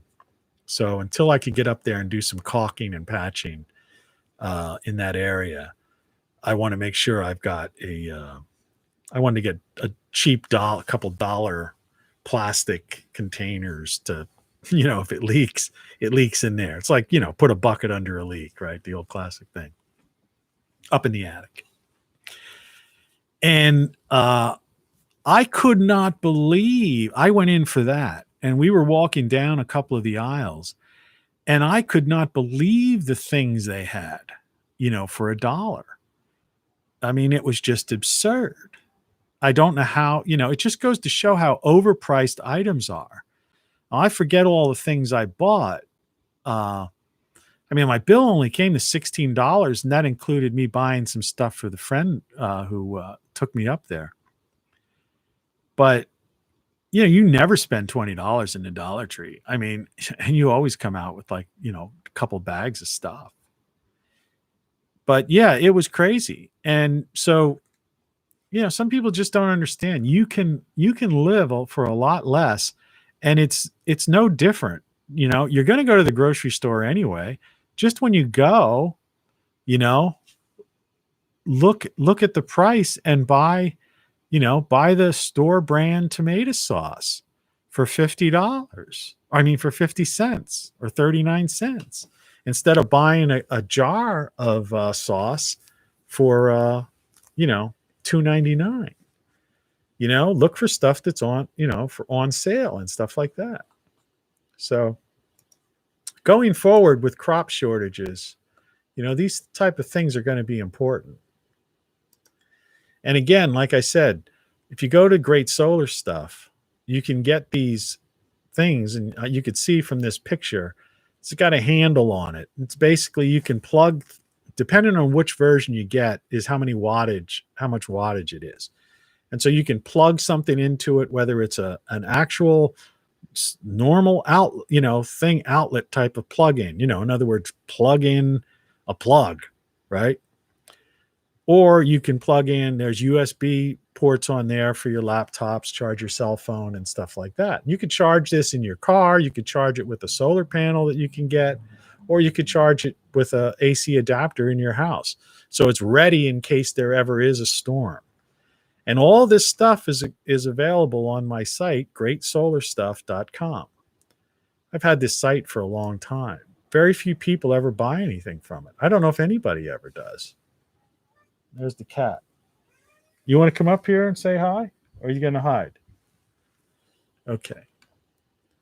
And so that's my sponsor, Great Solar Stuff. And of course, I also have now this morning show mugs that are available. And so, you can go to TonyCaravanLive.com and grab one of those. And there's also a travel mug, the aluminum taller travel mug. I showed that yesterday. And there's the classic ceramic coffee mug if you want it. I happen to like this. This is like the metal camping type mug, which is much more durable. And then this girl is wearing, the classic Tony Caravan, Everything You Know Is Wrong t-shirt, which you got to be really, got to be a real fan for that, to have one of those. But that's it's a classic. You got to admit it. It's a classic, That's available. And so is this, which is the shirt that I keep trying to talk to people. And I just darken this up a little bit so you can see it a little bit better. And this is the You Don't Know What You Don't Know shirt.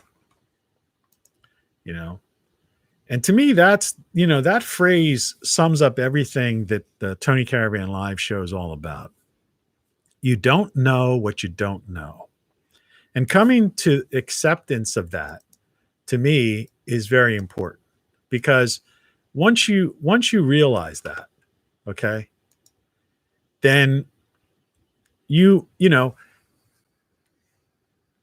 then you go forward and you can live your life and do all those things that I'm trying to say, that these people are up to stuff. All right. I've told you what I believe they're up to. I believe they're up to culling the population. I think that's part of their plan. But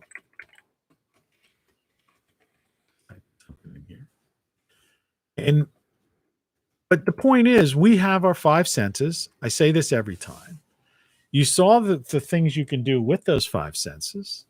They can't take that away from you. The corporatocracy can't control that. There's probably going to be food shortages. Why they're lying about the climate, I don't know. But the point of the matter is, if you have the opportunity, learn to grow. I'll show you this spring, when the weather changes here, how to grow and give you tips about doing it. And you can even do it. I have a very small piece of property. All right. Very small piece of property.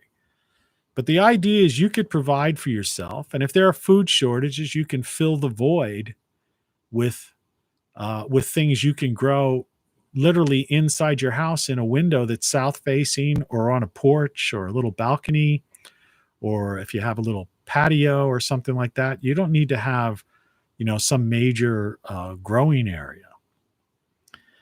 And if you can't do that, you just have to know how to buy the things you need and spend less money, because the prices of things have gone way up.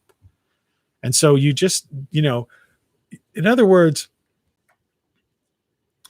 we're witnessing a culling of the population where their prices are going up.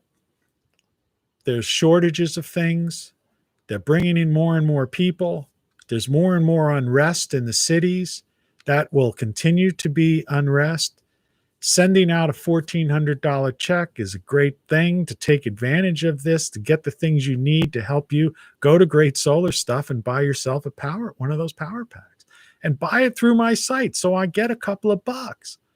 I don't understand these people. They'll go, oh yeah, I'm just going to go to Amazon and order it myself. It's like, it's the same price if you buy it through me, but I get a couple of bucks and maybe I can improve my get up. I'm the guy who turned you on to it. The least you could do is buy it through me, right? And get a shirt like you don't know what you don't know, and get that out, get people thinking, or everything is wrong, or then what? With the question mark, all these things I've shown you, that's my other shirt. Let's see if I can move my chair. There's the then what one, right? Like I say, I practice what I preach, I have all of these things. These things are all real. I won't sell anything that's not genuine. Look at the material on that thing, right? Everything is wrong. These are great shirts. Got to wear shirts. Spring, summer's coming around. Get some tees. So that's all I'm saying. That's all this is about. I don't make any money on this. I'm not monetized. Nobody seems to be buying any of this stuff. So I hope you enjoyed the show. There's my mug back there. There's my book next to my mug. You see two thumbs, but Codex. That book will, I think that book's an enlightening book. My next book is going to be pure flow of consciousness, pure stream of consciousness. And kind of like what these things are. They're just streams of consciousness. It's a theme, but we have a point of departure, and then we just go out there wherever. And it's like 2.5 hour show. So Good morning. Have a good morning. It's only 7:22 a.m. Thanks for watching. And, have a great Sunday. If you're in most parts of the country this coming week, not tonight necessarily, but later on in this coming week, we're going to be experiencing warmer weather in the 50s and the 60s. And it's not going to be down to freezing at night. So enjoy that. Get out and enjoy it. Breathe without a mask, in some area where nobody's going to hassle you. And enjoy life. Enjoy your 5 senses. Enjoy immersing yourself in the 360 degrees, of real life, right? You don't need a headset for that. You don't need VR. We don't need AI. We don't need all these algorithms, these chatbots. They don't know what they're doing. And this technology and these people in charge now, they have no skills. They don't seem to know what to do. They don't know how to fix things. They create these internet interfaces. They're more concerned with some kind of like bling bling and and bright and shiny object type of things than they are with functionality. And and everything they put in front of people is to hide the truth from you or divert you away from reality. And I'm saying reality is here. And no matter what the corporatocracy does, forget about the government, it's over. I know you don't like to hear this, but there is no United States of America anymore. I mean, you clearly know it's not united. And we have irreconcilable differences on multiple levels throughout this country. And what you have with this new bill that was just signed that just empowered and funded these governors that are more acting like mini dictators of certain districts, right? This country's fragmenting into districts, right? With these authoritarian governors, right?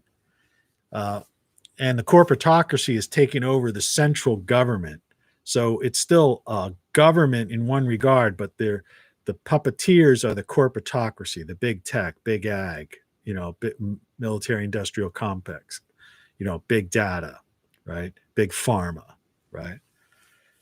And so get out of those cities, or move to the outskirts, reduce your cost of living by a third or a fourth, like I did. And then once you do that, and then just buy smart or grow stuff, and you'll even be able to, you'll say, geez, I hardly need any money at all to live, right? And the less you are involved in there, dependent upon these states, cities, the freer you are to live your life and to appreciate the beauty of nature. In my case, a woman's, of sound, of music, life, taste, touch, smell, all of the things that really matter, the things that have nothing to do with technology or whatever. And as far as technology, hey, I love it. Look at me. I'm a tech geek, right? I mean, like I said, I bring this up all the time.